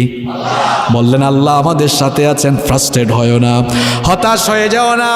মুসা নবীর এই ইমানি চেতনা, এই কথা যখন তিনি বললেন খুশি হয়ে গেলেন কে? আল্লাহ বললেন, মুসা তোমার হাতে এইটা কি? মুসা নবী বললেন, আল্লাহ গো, আমার হাতে তো হলো লাঠি। আল্লাহ বললেন, এই লাঠির কারিশমাত সবাই দেখবে, লাঠি দিয়ে তুমি আঘাত করো। মুসা নবী যখন লাঠি দিয়ে আঘাত করলেন, সাগরের মাঝখান দিয়ে এবার রাস্তা বানায়া দিলেন কে? সাগরের মাঝখান দিয়ে রাস্তা হয়ে গেল। মুসা নবীকে আল্লাহ বললেন, তোমার উম্মতকে নিয়ে এবার ওই রাস্তা দিয়ে চলে যাও। সবাই এবার রাস্তা দিয়ে চলাচল শুরু করলো। এইদিকে ফেরাউন এসে দেখে, খায় হায়, এই কারবার কেমনে ঘটলো? সাগরের মাঝখান দিয়ে রাস্তা আবার হয় কেমনে? এখন সবার সামনে সে একটু ভাব নিল, পার্ট নিল। একটু পার্ট নিয়ে বলো, দেখছো আজ আমি ফেরাউন ক্ষুধার ভয়ে সাগরের মাঝখান দিয়ে রাস্তা হয়ে গেছে। নাউযুবিল্লাহি মিন। ফেরাউন এবার তার দলবলকে বলল, দাঁড়ায় আছো কেন? মার্চ অন দ্য স্ট্রিট, চলো সবগুলাকে ধরো। মুসা নবী তার উম্মতকে নিয়ে যখন ওই পারে চলে গেলেন, উম্মত পেছনে এবার তাকায় দেখি পেছনে কিন্তু রাস্তা দিয়ে ফেরাউন এবার আসতেছে। বলল, নবী মুসা পার হয়েও তো লাভ হলো না, ওইদিকে তো দেখা যায় ফেরাউনও তার দলবল নিয়ে আসতেছে। মুসা নবী বললেন, বেসবরের দল সবগুলো আগে উঠো, তারপর কারিশমা দেখো। সবাই যখন ওই পারে চলে আসলো, বললেন, তো দেখি সাগরের মাঝখানে রাস্তা তৈরি করে দিয়েছিলেন কে? এবার রাস্তাটা চাইলে ভ্যানিশ করে ধ্বংস করে দিতে পারেন কে? ফেরাউন তার দলবল নিয়ে যখন লোহিত সাগরের একেবারে মাঝখানে আসলো, আল্লাহ তাআলা এবার সাগরের দুই পাশের পানিকে আবারও এক করে দিলেন। যেই ফেরাউন তার দলবল নিয়ে এত বছর ধরে, বছরের পর বছর ধরে, যুগের পর যুগ ধরে এত ক্ষমতা, এত দাপট দেখিয়েছিল, ওই ফেরাউনকে তার দলবল সহ সাগরের মধ্যে এবার নাকানি চুবানি খাওয়াচ্ছেন কে? পানি খাইতে খাইতে যখন জান যায় অবস্থা, তখন সে কি বলল শুনেন। কোরআনে কারিমে সূরা ইউনূসের 90 নম্বর আয়াত থেকে কিন্তু এই ঘটনাটা সুন্দর করে এসেছে। হাত্তা ইযা আদরাকাহুল গরক ক্বালা আমানতু আন্নাহু লা ইলাহা ইল্লাল্লাযী আমানাত বিহি বানু ইসরাঈল ওয়া আনা মিনাল মুসলিমিন। সে বলল, যখন পানি খেয়ে খেয়ে যায় অবস্থা, আল্লাহ আমি ভালো হয়ে গেছিল, এই বনি ইসরাইল যার উপর ঈমান আনছে আমিও তার উপর ঈমান আনছি। এটা কি টাইম হয়েছে আর ঈমান আনার? আল্লাহ বললেন, আল আন, এখন, ওয়াকাদ আসাইতা ক্বাবলু ওয়া কুনতা মিনাল মুফসিদিন, তুই তো এর আগে বড় ফাসাদ সৃষ্টিকারী ছিলি রে, তোরে বহু ছাড় দিয়েছি, আর ছাড়। আপনারা পড়াশোনা করবেন, বেশি বেশি পড়বেন, যান্ত্রিক হয়ে যাবেন না। এখন তো সবাই যান্ত্রিক, সারাদিন খেলে যুবকরা ফেসবুকে স্ক্রলিং করে। যুবকরা একটু পড়বা, কোরআন হাদিস পড়ে দেখবা, পৃথিবীতে যে সকল মানুষেরা, যে সকল লোকেরা ইমানদারদের উপরে জুলুম করেছে, মরার আগে সব কয়টাকে আল্লাহ সাইজ করে করে দুনিয়া থেকে বিদায় করেছে। এই যে 6টা জাতির কথা বললাম, বিপদ আসার 2 নম্বর কারণ বললাম, যখন কোনো জাতি আল্লাহর অবাধ্য হয়ে যায় এদেরকে গজব দিয়া ধ্বংস করে দেন কে? এই 2টা কারণ বড়, বাকি পয়েন্টগুলো ছোট ছোট। কষ্ট হচ্ছে আপনাদের? এবার চলেন 3 নম্বর কারণ হচ্ছে মানুষের উপরে গজব আসে। এর 3 নম্বর কারণ হলো মানুষ যখন গুনাহের সাগরে গা ভাসিয়ে দেয়, বেশি বেশি পাপ করতে থাকে, তখন আল্লাহ মানুষগুলোর উপর গজব দেন। তাহলে মানুষের উপরে গজব আসার 3 নম্বর কারণ হলো মানুষ যখন গুনাহ করতে থাকে, পাপ করতে থাকে, তখন মানুষের উপর গজব দেন কে? এই যে আমাদের উপরে বিপদ আসে, মুসিবত আসে, এগুলো এমনি এমনি আসে না। কোরআনুল কারীমের 42 নম্বর সূরা, সূরাতুশ শুরা এর 30 নম্বর আয়াতে রব্বুল আলামিন বললেন, ওয়ামা আসাবাকুম মিন মুসিবাতিন ফাবিমা কাসাবাত আইদিকুম ওয়া ইয়াফু আন কাসীর। আল্লাহ তাআলা বলছেন তোমাদের উপরে যে বিপদ মুসিবত আসে এগুলো এমনি এমনি আসে না, এগুলো তোমাদের 2 হাতের কামাই করা। এমনি এমনি আসে না। যখন তোমরা গুনাহ করো তখন তোমাদের উপরে গজব নেমে আসে। দেখেন ইবনু মাজাহ শরীফের হাদিস, নবীজি বলেছেন আমার উম্মত যখন 5টি কুকর্মে লিপ্ত হবে সেই জাতির উপরে, সেই সমাজের উপরে গজব দান করবেন কে? এই যুবকরা এদিকে তাকাও, ওদিকে কি? তাইলে আমি শেষ করে দিই, মোনাজাত দিয়ে দিব। 3 নম্বর কারণ বলছে, এর মধ্যে সুন্দর একটা হাদিস নিয়ে আসছি। দেখেন আল্লাহর কোরআন, আল্লাহর হাদিসগুলো, বিশেষ করে এই হাদিসটা আমি যখন পড়ি আমার কাছে মনে হয় নবীজি কি আমাদেরকে দেখে দেখে কথাগুলো বলতেছেন নাকি? আল্লাহু আকবার। ইবনু মাজার হাদিস, নবীজি বলেছেন আমার উম্মত যখন 5টি কুকর্মে লিপ্ত হবে, যেই সমাজের লোকেরা, যেই জাতির লোকেরা এই 5টি কুকর্মে লিপ্ত হবে, ওই সমাজের উপরে, ওই জাতিগোষ্ঠীর উপরে গজব দিয়ে দিবেন কে? 1 নম্বর আল্লাহ বললেন যখন কোনো সমাজে যৌনতা, অশ্লীলতা ব্যাপক হারে ছড়িয়ে পড়ে, তখন ওই সমাজে আল্লাহ এমন এমন রোগ বালাই দেন, যেই রোগ বালাই পৃথিবীতে আগে, দুনিয়াতে আগে ছিল না, পূর্বপুরুষদের মধ্যে ছিল না। এমন রোগ বালাই আল্লাহ ওই সমাজে দেন যখন ওই সমাজের লোকেরা জেনা বেবিচারে গা ভাসায়া দেয়। এই যুবকরা তোমরা বলো 200 বছর আগে পৃথিবীতে এইডস নামক কোনো রোগ ছিল নাকি? আমি তো কথাগুলো মিলাই মিলাই বলতেছি, শোনেন।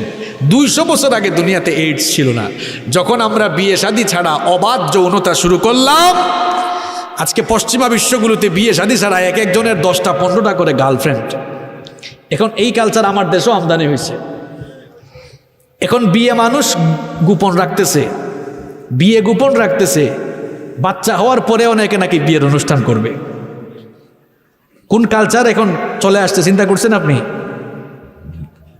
আমরা শুনতাম বা এখনো আশেপাশে শোনা যায়, অনেক মানুষ বলে যে আগে মানুষ অবৈধ সম্পর্ক করতো লুকাইয়া আর বিয়ে শাদী করতো দেখাইয়া, আর এখন হয়ে গেছে উল্টা। এখন বিয়ে শাদী করে লুকাইয়া, অবৈধ সম্পর্ক করে দেখাইয়া। ভালো লক্ষণ না খারাপ লক্ষণ? এই খারাপ লক্ষণে ডুবলে এইডস না আরো যে সামনে কত রোগ আসতেছে আমরা কিন্তু জানি।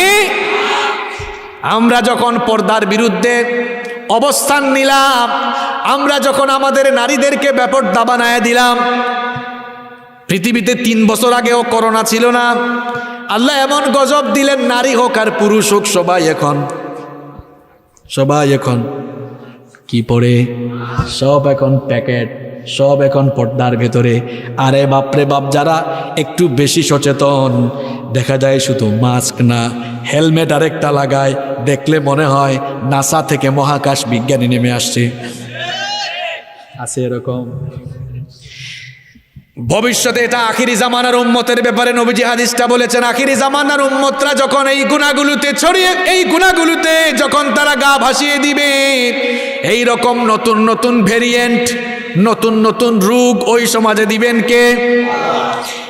যুবক ভাইয়েরা, তরুণ ভাইয়েরা, গুনাহ থেকে ফিরে আসো, গুনাহ থেকে ফিরে আসো, আর পাপ করে করে নিজের জীবনটাকে নষ্ট করিও না, নইলে সামনে আরো এমন এমন রোগ আসতেছে যেই রোগগুলার কিন্তু টিকা, কোনো ঔষধও কিন্তু খুঁজে পাওয়া যাবে। এইডসের অবস্থা সবাই জানেন। তাহলে শুনেন, আমার নবী বলেছেন 5টি কুকর্মে যখন কোনো সমাজে ছড়িয়ে পড়বে, ওই সমাজে নতুন নতুন রোগের গজব দিবেন কে? 1 নাম্বার পয়েন্টটা বললাম। 2 নাম্বার, নবীজি বলেছেন যখন কোনো সমাজের লোকেরা ওজনে কম দেওয়া শুরু করবে, ওজনে কম দিয়ে দিয়ে মানুষকে প্রতারিত করবে, ওই সমাজের মধ্যে তখন দুর্নীতি, সন্ত্রাস আর ফিতনা ফাসাদ ছড়িয়ে যাবে। তাহলে বলেন তো, এই যে এখন দুর্নীতি, ফিতনা ফাসাদ কম না বেশি? এগুলো আমাদেরই কুকর্মের ফল। আমরা ওজনে কম দিয়ে নেওয়ার সময় ঠিক মতো নয়, দেওয়ার সময় ঠিক মতো। 3 নাম্বার, নবীজি বলেছেন যখন জাকাত ফরজ হওয়ার পরেও মানুষগুলো জাকাত দিবে না, আসমান থেকে বৃষ্টি বন্ধ করে দিবেন কে? যখন বৃষ্টি বন্ধ হয়ে যাবে তখন কিন্তু দুর্ভিক্ষ দেখা দিবে। এই যে এত এত দুর্ভিক্ষ, বৃষ্টি বন্ধ হচ্ছে, দেখেন কত মানুষের উপর জাকাত ফরজ, তাও জাকাত দেয় না। এই হাদিসে নবীজি এই কথাটাও বাড়িয়ে বললেন, ওয়ালাউলাল বাহাইম ওয়ালাম ইউমতিরু। নবীজি বললেন যদি অন্যান্য প্রাণী এবং উদ্ভিদকুল না থাকতো তাহলে আল্লাহ চিরতরে বৃষ্টি বন্ধ করে দিতেন। ওই উদ্ভিদ আর অন্যান্য প্রাণীর জন্য আপনি বৃষ্টি পান, নইলে বন্ধ হয়ে যেত।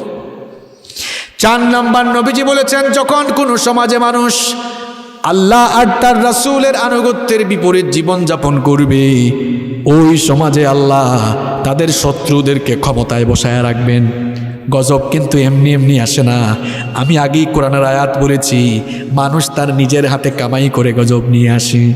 5 নাম্বার, নবীজি বললেন যখন কোনো সমাজে লোকেরা আল্লাহর আইন বাদ দিয়ে নিজেদের আইন দিয়ে বিচার ফয়সালা শুরু করবে, আল্লাহর আইনকে মাইনাস করে দিয়ে নিজেদের তৈরি আইনকে বেশি প্রাধান্য দিবে, ওই সমাজের মধ্যে আল্লাহ জালেম শাসককে চাপায়া দিবে।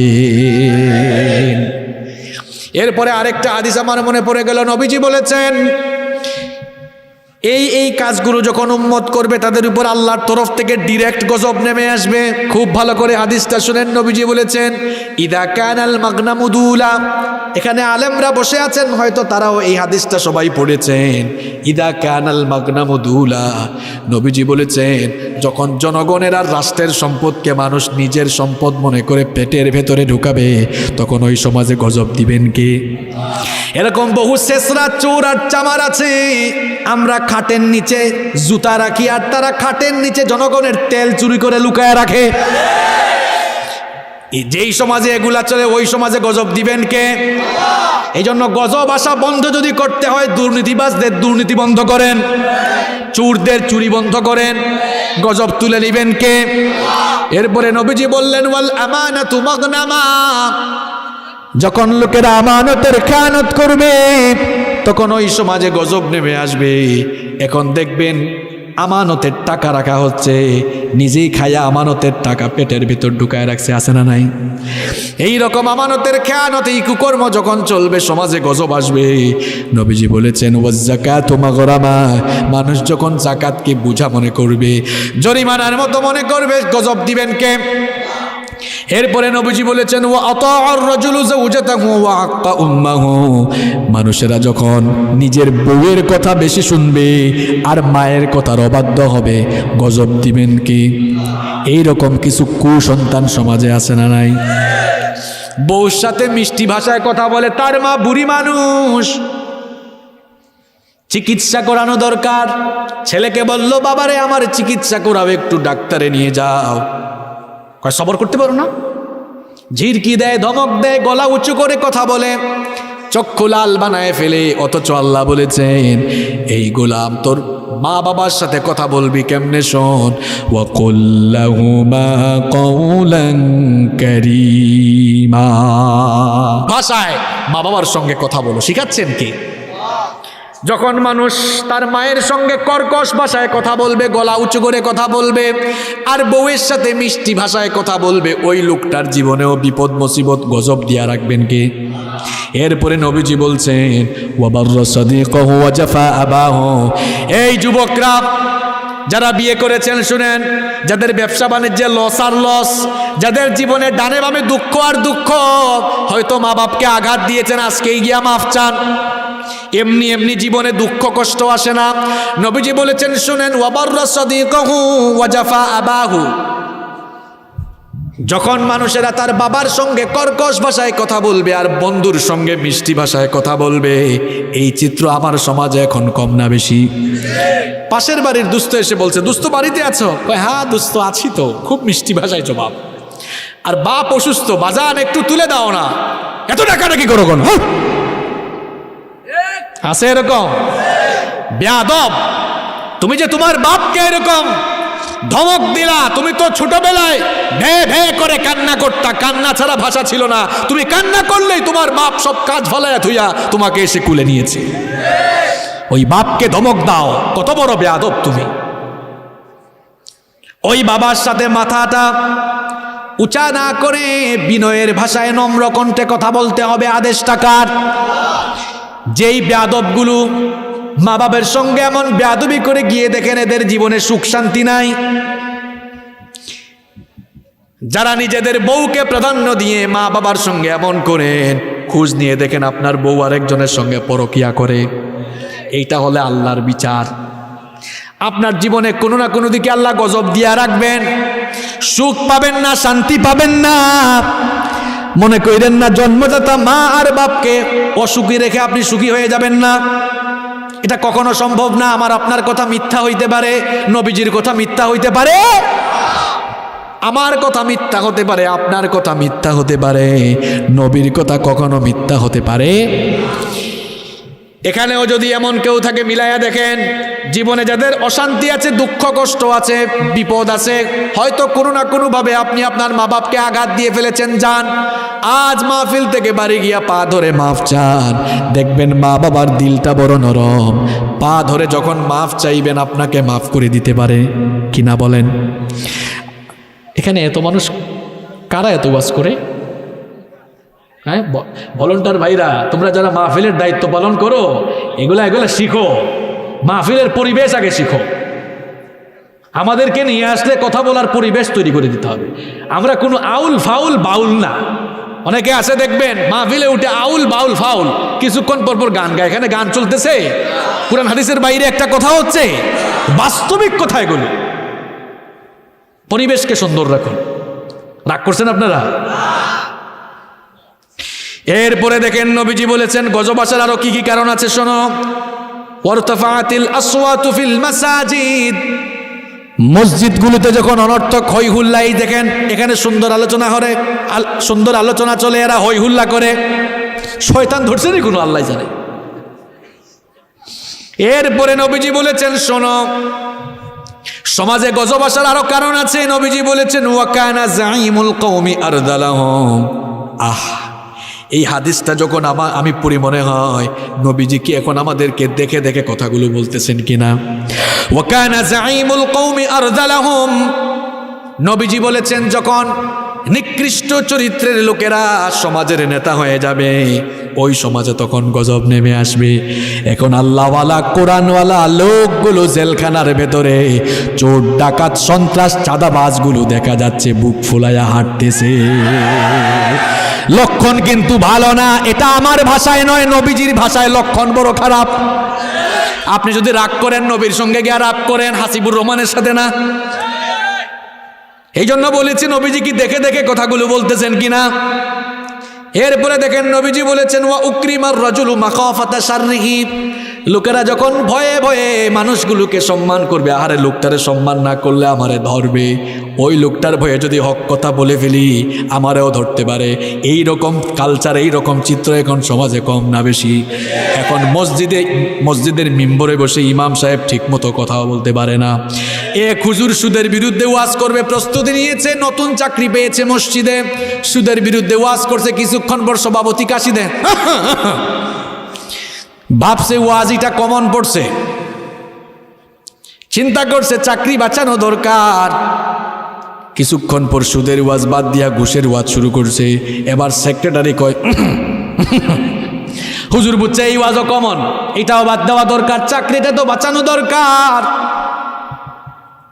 সুদের ওয়াজ বাদ, ঘুষের ওয়াজও বাদ, শুরু করছে চাঁদাবাজির ওয়াজ। এবার কেশিয়ার কয় হুজুর বলে এই ওয়াজও কমন পড়ছে, ওয়া আখির দাওয়ানা আলহামদুলিল্লাহ রাব্বিল। হাসিয়েন না, হাসিয়েন না আপনারা, আমি কি বানায় বলি না, এগুলো আছে সমাজে। যেই হুজুর সমাজের সুদখুর ঘুষখুর আর চাঁদাবাজদের ভয়ে হক কথা বলতে পারেন না, প্লিজ রাসূলুল্লাহর মিম্বর ছেড়ে দিয়ে মাটি কেটে ভাত খান, আপনার জন্য মর্যাদার হবে। আর যদি আপনি রাসূলুল্লাহর মিম্বরে বসেন সুদখুর ঘুষখুর চাঁদাবাজ টেন্ডারবাজ কাউকে ভয় না করে হক কথা বলতেই হবে আপনাকে।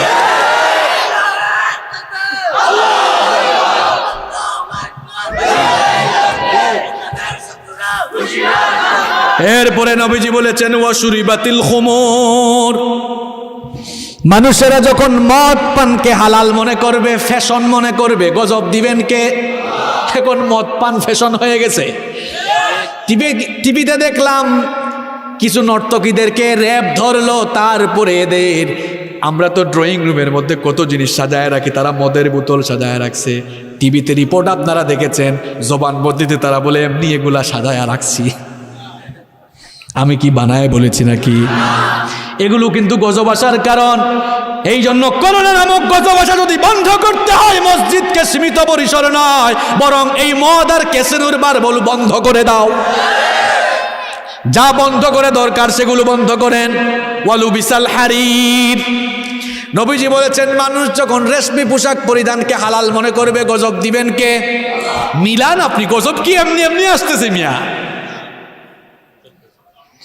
একদিকে আপনি মদ খাবেন, আবার আপনি স্যানিটাইজার দিয়ে হাত ধুবেন, মনে করছেন শেষ, করোনা কিন্তু তোরেই আগে ধরবে। কারণ নবীজি বলেছেন শুরিবাতিল খুমুর, মদ পান যখনই কোনো জাতি হালাল করে এদের উপরে গজব পাঠান কে? গজব এটা এমনি আসে না, দেন কে? তুলে নিতে পারেন কে? এক হাতে মদ খায় আর এক হাতে স্যানিটাইজার, আসে না নাই? স্যানিটাইজার কিন্তু তোরে বাঁচাইতে পারবে না, বাঁচাইতে পারবে কে? তবে হ্যাঁ, স্যানিটাইজার অবশ্যই হাতে রাখবেন, মাস্ক লাগাবেন, সাবধান সচেতন থাকবেন। আমি এই কথাগুলো এই জন্য বলেছি, একদিকে হারাম কাজ করে অন্যদিকে সাবধান থেকে কিন্তু হবে। আমরা সাবধান থাকবো, পাশাপাশি হারাম থেকেও যদি বেঁচে থাকি আমাদেরকে বাঁচায় দিবেন কে? এজন্য আমি সাবধান হতে বলেছি, পাশাপাশি হারাম বর্জন করে হালাল পথে চলতে বলেছি। এরপরে নবীজি বলেছেন ওয়াত্তুখিদাতিল কাইনাতু ওয়াল মাআজিফ, যখন কোন জাতির লোকেরা গান বাজনাকে হালাল মনে করবে, গান বাজনাকে বরণ করবে, গান বাজনা সমাজে বেশি বেশি তারা প্রচলন করবে, ওই সমাজের মধ্যে গজব দিবেন কে? এখন গান বাজনার জন্য অনুমতি লাগে না, মাহফিলের জন্য যুবক তরুণরা অনুমতি আনতে গেলে জুতার তলা ক্ষয় হইয়া যায়। গজব কি এমনি এমনি আসে না, আপনি ডাইকা নিয়ে আসেন। আরে বাপরে বাপ, 16ই ডিসেম্বর মাহফিল করতে দেয় না। বিজয় দিবস জানো না? তো বিজয় দিবস তো কি হয়েছে? বিজয় দিবসে তো কোরআন তেলাওয়াত, কোরআনের মাহফিল আরো বেশি হওয়া দরকার। কারণ এই দেশের স্বাধীনতার জন্য যারা নিজের জীবনকে কুরবানি দিয়েছেন, সোনার টুকরা সন্তান যারা বীর মুক্তিযোদ্ধা, তাদের অবদানের কারণে, তাদের জীবন বিলিয়ে দেওয়ার কারণে, তাদের শাহাদাতের কারণে, শহীদ হওয়ার কারণে আমি আপনি এখন প্যান্ডেলের নিচে বসে কথা বলার সুযোগ পাইছি। তাদের কাছে ঋণী কম না বেশি?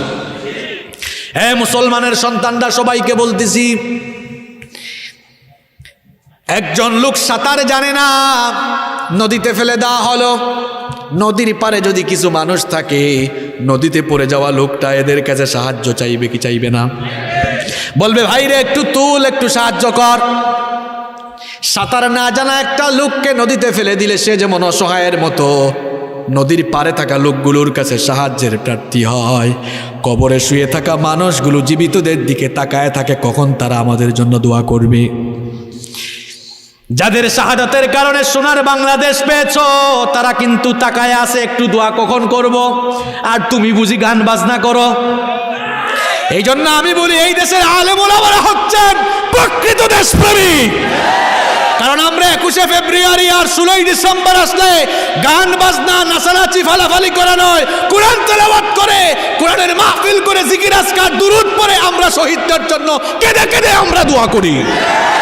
আর তোমরা যারা আমাদেরকে স্বাধীনতার চেতনার বিরোধী বলো, তোমরাই হচ্ছ এই শহীদদের বড় দুশ্মন। কারণ তোমরা গান বাজনা করে করে শহীদদের সঙ্গে প্রতারণা করছো।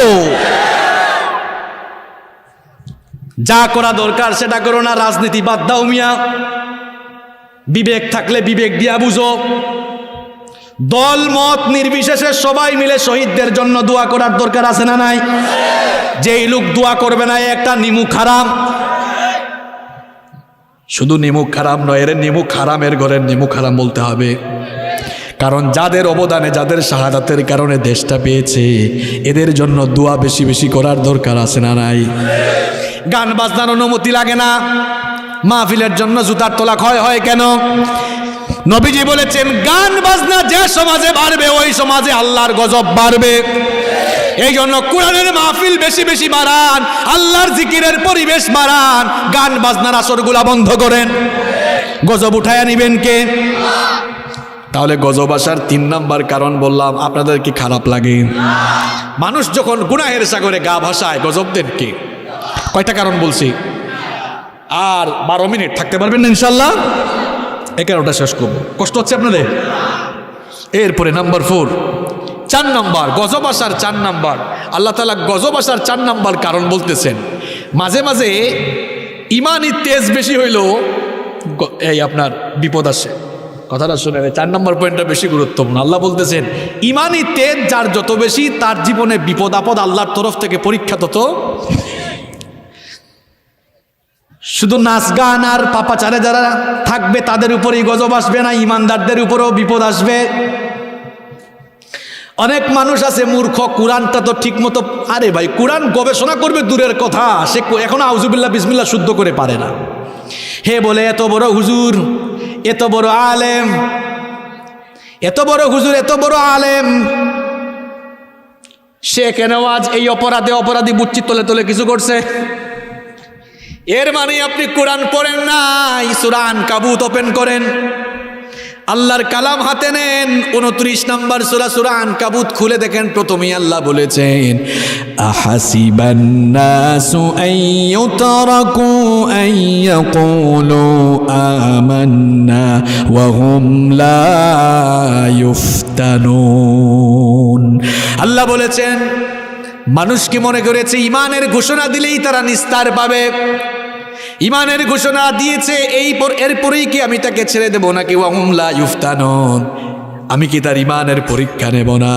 আল্লাহ বলেছেন ওয়ালাকাদ ফাতান্নাল্লাযীনা মিন ক্বাবলিহিম ফালা ইয়া'লামান্নাল্লাহুল্লাযীনা সাদাকু ওয়া লা ইয়া'লামান্নাল কাযিবিন।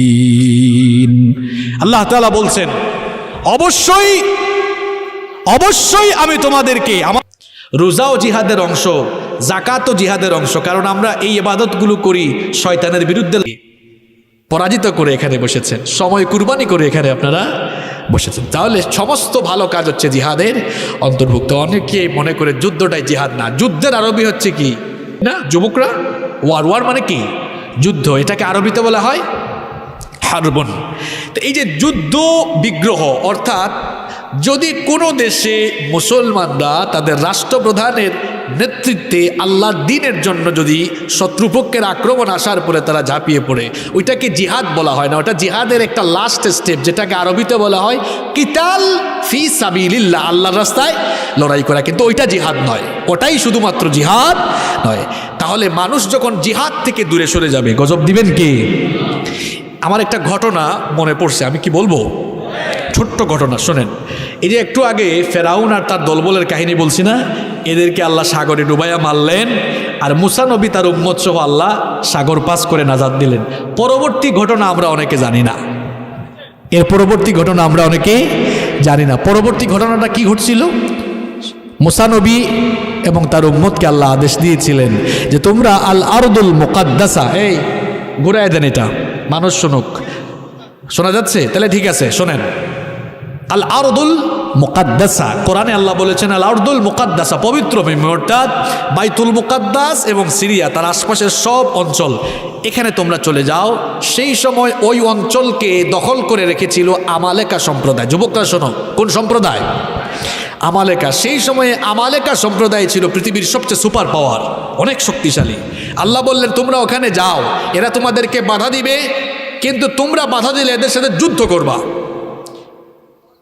ওদের কাছে অনেক অস্ত্র থাকতে পারে, ওদের কাছে অনেক শক্তি থাকতে পারে, তোমরা যাও, আমি আল্লাহ ফেরেশতা পাঠাইয়া তোমাদেরকে আমি মদদ দিব, বিজয় দিব। সুবহানাল্লাহ। আল্লাহ সুস্পষ্ট ঘোষণা দিলেন, যাও আমি বিজয় দিব। এর চেয়ে বড় ঘোষণা হইতে পারে আর? এরা এবার মুসা নবীর সাথে গেল, যুদ্ধের ময়দানে গিয়ে এদের শক্তি সামর্থ্য দেখে তারা বলল, মুসা আমরা পারবো না, ইযহাব আনতা ওয়া রাব্বুকা ফাকাতিলা ইন্না হাহুনা কাঈদুন। মুসা তুমি আর তোমার আল্লাহ গিয়ে যুদ্ধ করো, আর আমরা এখানে দাঁড়ায় দাঁড়ায় দেখি। কেমন ঘাড় তেরা জাতি, চিন্তা করছেন? যুদ্ধের ময়দানে যুদ্ধের জন্য গিয়া কয়, মুসা যাও তুমি আর আল্লাহ মিলে যুদ্ধ করো, আর আমরা দাঁড়ায় দাঁড়ায়।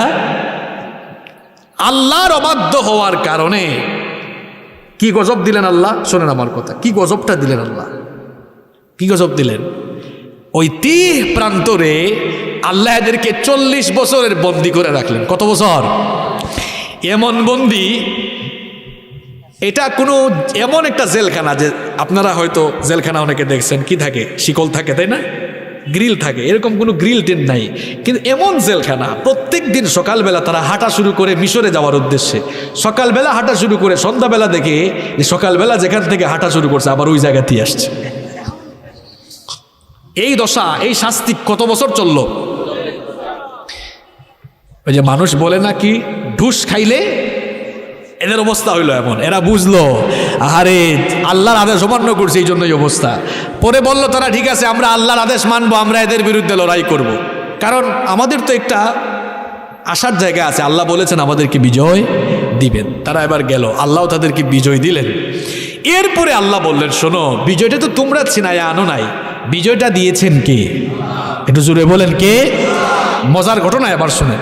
আল্লাহ বললেন, যেহেতু বিজয়টা আমি দিয়েছি, এক কাজ করো, তোমরা এই পবিত্র ভূমিতে ঢুকার সময় 2টা কাজ করবা। কয়টা কাজ শুনতেছেন আপনারা?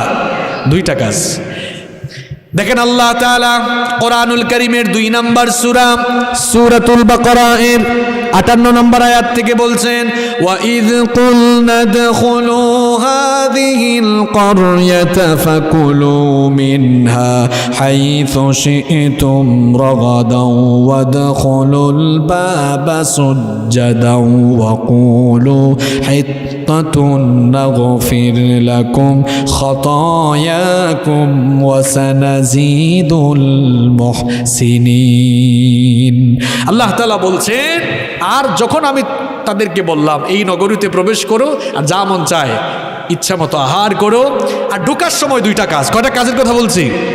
শোনেন এবার ঘটনা কি ঘটলো। আল্লাহ বললেন, বিজয় তো আমি, এটা 1 নম্বর কাজ। আর 2 নম্বর, ঢোকার সময় বলবা নাগফির লাকুম খাতায়াকুম, আল্লাহ হিত্তাতুন নাগফির লাকুম খাতায়াকুম, আল্লাহ আমাদের গুনাহ খাতা আপনি মাফ করে দেন, ভুল করছি। কারণ এরা তো ভুল করেছিল, এই জন্য তো 40 বছর বন্দি দশায় ছিল। আল্লাহ কয়টা কাজের কথা বললেন দেখি কার কার মনে আছে? 1 নম্বর কি দেওয়া?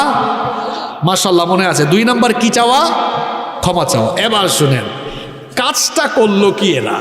এরা ঢুকার সময় যখন দেখছে এত বড় অঞ্চল আল্লাহ আমাদেরকে দিয়ে দিয়েছেন, কি আর সাজদা দেওয়া?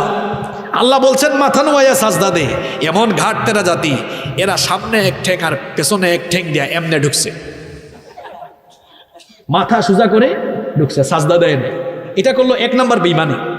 আর 2 নম্বর আল্লাহ বলেছেন হিত্তাতুন নাগফির লাকুম, আল্লাহর কাছে মাফ চাও। আল্লাহ বলেছেন হিত্তা, হেরা আরেকটা নুন লাগাইছে, খাওয়ার লবণ নুন না, আরবি হরফ নুন আছে না, কারণ হিত্তার জায়গায় তয়ের আগে একটা নুন লাগাইছে, হেন্তা। আলেমরা আছেন এখানে, হেন্তা অর্থ কি? গম। হেন্তা অর্থ কি? আল্লাহ বলছেন মাফ চা, আর হেরা এই শব্দ উল্টায় দেখো, হেন্তা হেন্তা মানে গম, গম, গমের মিছিলটা ঢুকছে, উল্টা করলো। আল্লাহ বললেন সাজদা দে, হেরা এমনি ঢুকছে। আল্লাহ বললেন বল হেত্তা, কই হেন্তা, গম গম। এই যে অবাধ্য হলো, এদের উপর আবার গজব দিলেন কে? কোন কোন রিওয়ায়াতে এসেছে আল্লাহ মহামারী দিয়ে এদেরকে, অবাধ্য যারা ছিল এদেরকে আল্লাহ ধ্বংস করেছেন। তাহলে বিপদ আসার, গজব আসার 5 নম্বর কারণ আমরা পেলাম, যখন আপনি জিহাদের মতো পবিত্র কাজ থেকে দূরে যাবেন, আপনার সমাজের উপরে গজব দিবেন কে? আর কষ্ট দিব না আপনাদেরকে। 6 নম্বর পয়েন্টে চলে আসছি। 6 নম্বর পয়েন্ট হলো, আল্লাহ বলেছেন যখন মানুষ, যখন মুসলমানরা বা যে কোনো সমাজের লোকেরা অন্যায় দেখে, জুলুম দেখে চুপচাপ বসে থাকবে, তখন সবার উপরে গজব আসবে, সবার উপরে। একটা ঘটনা শোনাবো আর একটা হাদিস বলবো, আলোচনা শেষ করে দিব। একটা ঘটনা শোনার ধৈর্য আছে আপনাদের? দাউদ আলাইহিস সালামের জামানায় সাপ্তাহিক ইবাদতের দিন ছিল শনিবার। আমাদের জন্য সাপ্তাহিক ইবাদতের দিন কি বার? তো দাউদ আলাইহিস সালামের সময় ইবাদতের দিন ছিল, সবাই বলেন, আল্লাহর বিধান ছিল যে দাউদ নবীর উম্মতরা যেন শনিবারের দিনে মাছ না ধরে। মাছ ধরা নিষিদ্ধ করেছেন কি? আল্লাহ তাআলা কোরআনে এই ঘটনা বর্ণনা করেছেন, ওয়ালাকাদ আলিমতুমুল্লাযীনা আতাদাউ মিনকুম ফিস সাবতি ফাকুলনা লাহুম কুনু কিরাদাতান খাসিঈন। আল্লাহ বলেছেন শনিবারের ঘটনা তোমাদের জানা আছে, এদের পরিণতি কি হয়েছিল। আল্লাহর আদেশ ছিল শনিবারে তোমরা মাছ ধরবা। এই একটা আদেশকে কেন্দ্র করে দাউদ আলাইহিস সালামের উম্মত 3 ভাগে বিভক্ত হলো। কয় ভাগে? যুবকরা শোনো, 3 ভাগে বিভক্ত হলো। এক ভাগ লোক, এরা একটু বুদ্ধিমান, এরা বলল আল্লাহ তো মাছ ধরা নিষিদ্ধ করেছে, কিন্তু মাছ আটকানো তো নিষিদ্ধ করে নাই। এরা এক কাজ করলো, কয় শনিবারে আমরা মাছ আইল বুঝেন আপনারা, আপনাদের এলাকায় আইল বুঝেন, কয় আইল দিয়া বেড়া দিয়া আটকায় রাখবো, আর রবিবারে এগুলা ধরে ধরে মজা করে খাবো। তো এই গ্রুপ আল্লাহর আদেশ মানলো না অমান্য করলো? তাহলে নিশ্চয়ই এরা অন্যায় করলো। দেখেন অন্যায়, এই অন্যায় দেখলো, দেখার পরেও দর্শক আবার 2 ভাগে ভাগ হলো। কয় ভাগে? এক শ্রেণীর মানুষ, এরা বুজুর্গ, এরা আল্লাহ আদেশ দিয়েছেন মাছ ধরে নাই, আটকায় নাই, খায়ও নাই। আবার অন্যায় যারা করতেছে এদেরকে গিয়ে বাধাও দেয় না, ওরা তারা নিজেদেরকে ভালো রাখতেছে। আর 3 নম্বর শ্রেণী, এরা মাছ ধরে নাই, আটকায় নাই, খায় নাই, কিন্তু অন্যায় দেখে চুপও থাকে নাই। এদেরকে গিয়ে বললো ভাই মাছ আটকাই দিছো কেন? আল্লাহ তো নিষেধ দিয়েছেন, খবরদার এই অন্যায়টা করো না। কয় ভাগ হয়েছে? হ্যাঁ কথা বলেন, কয় ভাগ? ঘুমাইতেছেন আপনারা? দামি কথা চলে যাচ্ছে। তাহলে এক ভাগ কি করলো? মাছ ধরলো, আটকাইলো, আল্লাহর আদেশ ডিরেক্ট অমান্য করলো। আর 2 নম্বর গ্রুপ কি করলো? চুপচাপ থাকলো, নিজেরা মাছ ধরলো না, অন্যায় বাধা। আর 3 নম্বর গ্রুপ, এরা অন্যায় করে নাই, কিন্তু অন্যায় দেখে চুপও থাকে নাই, বরং বাধা। আল্লাহ তাআলা এই 3 গ্রুপ থেকে এক গ্রুপকে গজব থেকে রেহাই দিলেন। কোন গ্রুপ? যারা অন্যায় দেখে বাধা দিয়েছে, এদেরকে আল্লাহ বাদ দিলেন, গজব থেকে বাদ দিলেন, রেহাই দিয়া বাকি 2 গ্রুপকে আল্লাহ তাআলা বনি ইসরাইলের 70,000 ইহুদিকে আল্লাহ এই অপরাধের কারণে মানুষ থেকে বানর বানায় দিয়েছে। তাহলে বলেন তো দেখি, যারা অন্যায় করলো এরা বানর হোক, কিন্তু এক গ্রুপ তো এখানে আছে, এরা অন্যায় করে নাই, এরা বানর হইল কেন? আপনি তসবিহ টিপে টিপে জান্নাত তালাশ করেন, নামাজ রোজা করেন, আর আপনার সমাজে জুলুম চলবে, অন্যায় চলবে। আপনি অন্যায় দেখে, জুলুম দেখে যদি চুপচাপ থাকেন, জাহান্নাম থেকেও বাঁচবেন না, আল্লাহর গজব থেকে আপনার মতো বুজুর্গও বাঁচবে না। ঘটনা বললাম, এবার হাদিসটা বলে শেষ দিকে যাই। বুখারী শরীফের হাদিস, নবীজি বলেছেন অন্যায় দেখে যারা চুপচাপ থাকে এদের উদাহরণ হলো 2 তলা বিশিষ্ট জাহাজের প্যাসেঞ্জার বা যাত্রীদের মতো। কয় তলা বিশিষ্ট জাহাজ?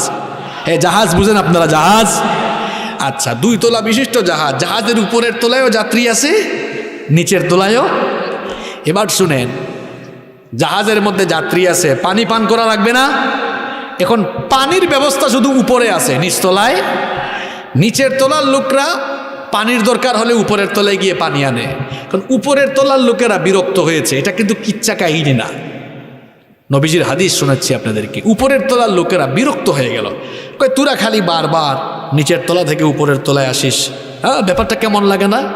নিচের তলায় এক পাগলা ছিল, সে বলল আমরা আসার কারণে তোমরা যদি এতই বিরক্ত হও, যাও আমি আর আসবো না, পানির দরকার হইলে জাহাজ আমি ফুটা করব, জাহাজ ফুটা করে জাহাজের নিচ দিয়ে আমি পানি তুলবো। এই পাগলা যদি কথা মতো এবার জাহাজ ফুটা করে পানি তোলা শুরু করে, তাহলে জাহাজ ডুবে শুধু সে মরবে, নিচের তলারা মরবে না সবগুলা মরবে। সুবহানাল্লাহ, নবীজির উদাহরণ কত সুন্দর দেখছেন। এই পাগলা জাহাজ ফুটা করলে উপরের নিচের সবাই যেমন মরবে, আপনার সমাজে অন্যায় জুলুম চলবে, আপনি যদি বাধা না দেন, ওই পাগলারে কেউ বাধা না দিলে যেমন সবাই ডুবে মরবে, আপনার সমাজে অন্যায় জুলুম চললে বুবা শয়তানের মতো আপনি চুপচাপ থাকলে গজব আসলে আপনার উপর ঠাডা আগে পড়বে। এই রাস্তায় একটা কুত্তা মরে পড়ে আছে। এখন বলেন এই কুত্তা এটা মরার পরে কেউ যদি এটা না ফেলে এখান থেকে, এটা কয়েকদিন পরে যখন পচা শুরু করবে, গন্ধ দুর্গন্ধ মানুষের নাকে লাগবে না আপনার নাকেও লাগবে? সবার নাকে। সুতরাং কেউ যদি এটা না ফেলে আপনাকে নিজের দায়িত্বে এটা ফেলে দিতে, কি বুঝলেন? আপনার সমাজে অন্যায় চলবে, জুলুম চলবে, কেউ কথা না বললেও আপনার ভেতরে ইমানি চেতনা থাকলে, ইমানি ফিলিংস থাকলে, কেউ কথা বলুক আর না বলুক, আপনি অন্যায়ের পক্ষে কথা বলবেন, কাজ করবেন। না করলে ঠাডা পড়বে। কি পড়বে? গজব আসার কারণ বলছি কয়টা? এগুলো বন্ধ করা দরকার। তাহলে আমাদের উপর রহমত করবেন কে? এবার 2 মিনিটে বলবো গজব থেকে বাঁচার উপায় আছে 4টা। কয়টা? 1 নম্বর সবর করতে হবে। 1 নম্বর কি করতে হবে? সবর করতে হবে। আইয়ুব নবীর রোগ ছিল কত বছর? জানে না। কত বছর? 18 বছর। কত বছর? গোটা শরীর পচে গেল, জিহবা পচে গেল। সবর করেন নাই? শোনেন, উনি 70 বছর বয়সে রোগে আক্রান্ত হয়েছেন। কত বছর বয়সে? উনার স্ত্রী বললেন, আচ্ছা আপনি আল্লাহর কাছে দোয়া করেন না কেন? দোয়া করলে তো আল্লাহ আপনারে ভালো বানায় দিবেন। তিনি বললেন, বিবি 70 বছর আল্লাহর নিয়ামত পেয়েছি, এটার শুকরিয়া আদায়ের জন্য আরো 70 বছর অসুস্থ থাকলেও হক আদায় করা যাবে না। 18 বছর রোগে আক্রান্ত, গোটা শরীর পচে গেছে, জিহবা পচে গেছে। সবর করেছেন কার জন্য? আপনি সবর করবেন। ইব্রাহিম আলাইহিস সালামকে আল্লাহ আদেশ দিলেন, এই যে ইব্রাহিম নবীর কাহিনী আমার আগে আনসারি ভাই আপনাদেরকে কোরআন থেকে শোনালেন। 86 বছর পর্যন্ত আল্লাহ তাকে সন্তান দেন নাই। সন্তান দিয়েও আল্লাহ পরীক্ষা করলেন, বললেন তোমার সন্তানকে মক্কা নগরীতে রেখে আসো। নির্বাসনে রেখে আসলেন। বড় হওয়ার পর আল্লাহ আবার পরীক্ষায় ফেললেন, বললেন সন্তানটাকে জবাই করো, কুরবানি করো।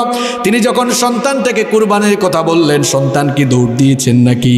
তিনি বললেন, ইয়া আবাতি ফাআল মা তু'মারু সাতাজিদুনি ইনশাআল্লাহু মিনাস সাবিরিন। তিনি বললেন, বাবা আল্লাহ যা আদেশ করেছেন তা করেন, আমাকে আপনি সবরকারী রূপে পাবেন। সুবহানাল্লাহ পড়েন।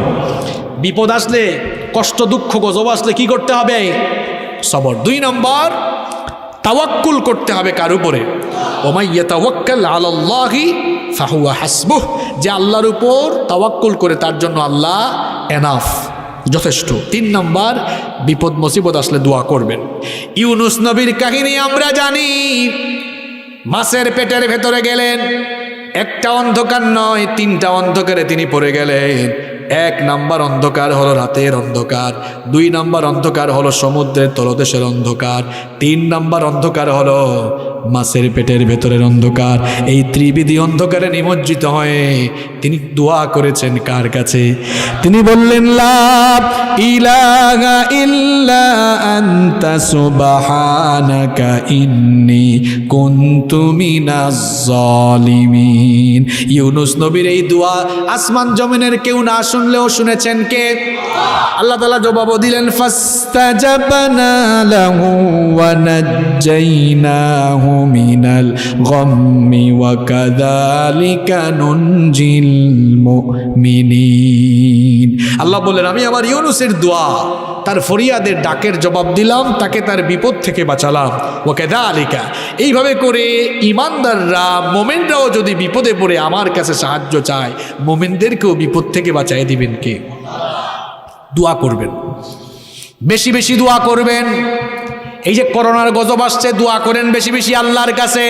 এত বড় গজব দেখেও যুবক তুমি মসজিদে যাও না, আমি তো অবাক হয়ে যাই তোমাকে দেখে। তোমার মতো কত যুবক গত 2 বছরে মারা গেল, মসজিদগুলো বন্ধ হয়ে গেল, তুমি মসজিদে গেলে না। কখন আর তুমি মসজিদে যাবে? একটু মসজিদে যাও, মসজিদে গিয়ে নামাজ পড়ো, আল্লাহর কাছে দোয়া করো। বেশি বেশি দোয়া করলে গজব তুলে নিবেন কে? দোয়ার মাধ্যমে ভাগ্যের পরিবর্তন হয়ে যেতে পারে। বেশি বেশি দোয়া করেন।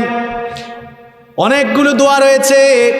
এই সকল ব্যাধি থেকে, মহামারী থেকে বাঁচার জন্য নবীজি দোয়া শিখিয়েছেন, আল্লাহুম্মা ইন্নী আউযু বিকা মিনাল মারাস ওয়াল জুনুনি ওয়াল জুদামি ওয়া মিন সাইয়িল আসকাম।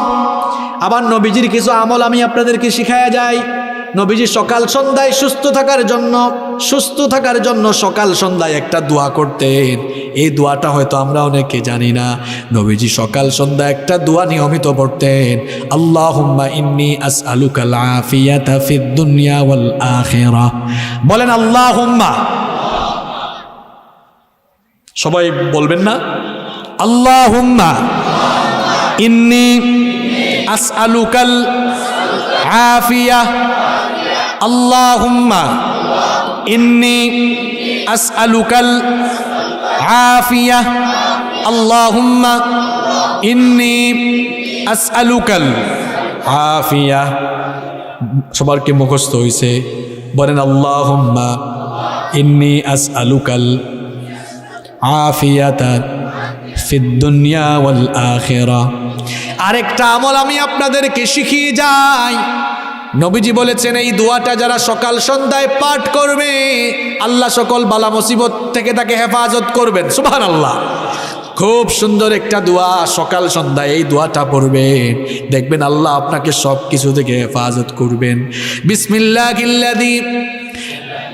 বিসমিল্লাহিল্লাযী লা ইয়াদুররু মা ইসমিহি শাইউন ফিল আরদি ওয়ালা ফিস সামাই ওয়া হুয়াস সামিউল আলিম। এই দোয়াগুলো পড়বেন, তাহলে গজব থেকে বাঁচার 3 নাম্বার উপায় বললাম। বেশি বেশি কি করা? 4 নাম্বার এবং সর্বশেষ, বেশি বেশি তওবা ইস্তেগফার করবেন, বেশি বেশি তওবা করবেন। আমার আপনার নবীর নাম মুহাম্মদ সাল্লাল্লাহু আলাইহি ওয়াসাল্লাম। বলেন আমার নবীজির জীবনে গুনাহের কোনো ছিটা ফুটা আছে নাকি?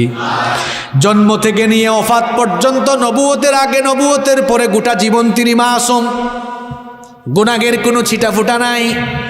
যেই নবীর জীবনে গুনাহের কোনো ছিটা ফুটা নাই, সেই নবী ডেইলি আল্লাহর কাছে তওবা করতেন কয়বার? 2টা হাদিস আসছে, একটা হাদিসে আসছে 70 বারের বেশি, আকথারা মিন 70 মাররা, 70 বারের বেশি। এটা বুখারী। আর মুসলিমে আসছে মিআতা মাররা, 100 বার। তাহলে 70 বারের বেশি, এটা 100 বারও হইতে পারে। তাহলে যেই নবীর জীবনে গুনাহ নাই, সেই নবী যদি ডেইলি 100 বার তওবা করেন, আপনি তার গুনাহগার উম্মত, আপনার তওবা করা উচিত ছিল ডেইলি কতবার? হে যুবক, তুমি করো কয়বার? সারাটা দিন যায়, একবারও তো আস্তাগফিরুল্লাহ বের হয় না, বরং তোমার নেতার নামের চাইতে আরো বেশি তোমার মুখ দিয়া বের হয়। এমন অকর্মা তুমি। তোমার নবী ডেইলি আল্লাহর কাছে তওবা করছেন 100 বার, তুমি করো কয়বার? এজন্য সময় পেলেই আমরা সবাই পড়বো আস্তাগফিরুল্লাহ। রাজি আছেন? মনে রাখবেন, বেশি বেশি ইস্তেগফার করার 3টা ফজিলত আছে। জোরে কোন কয়টা? আমি প্রশ্ন করব, সবাই জবাব দিবেন। এটা শেষ প্রশ্ন আজকের ওয়াজের। বলেন তো, সবার জীবনে বিপদ আপদ আছে না নাই? 1 নাম্বার প্রশ্ন, সবার জীবনে বিপদ আপদ। 2 নাম্বার, সবার জীবনে টেনশন। 3 নাম্বার, সবার রিজিকের দরকার আছে না নাই? 3 জিনিসের ঔষধ হচ্ছে একটা।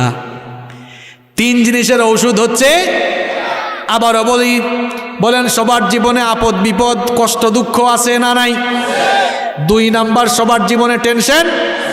3 নাম্বার, সবার রিজিকের দরকার। একটা কাজ করেন, নবীজি বলেছেন, শুনেন, 6টা হাদিসের গ্রন্থে এই হাদিসটা আমি পেয়েছি, হয়তো আরো হাদিসের গ্রন্থে থাকতে পারে। দেখেন, আবু দাউদ, ইবনে মাজাহ, মুসনাদে আহমদ, তাবরানী, বাইহাকি, সুনানে কুবরা, কয়টা হইল?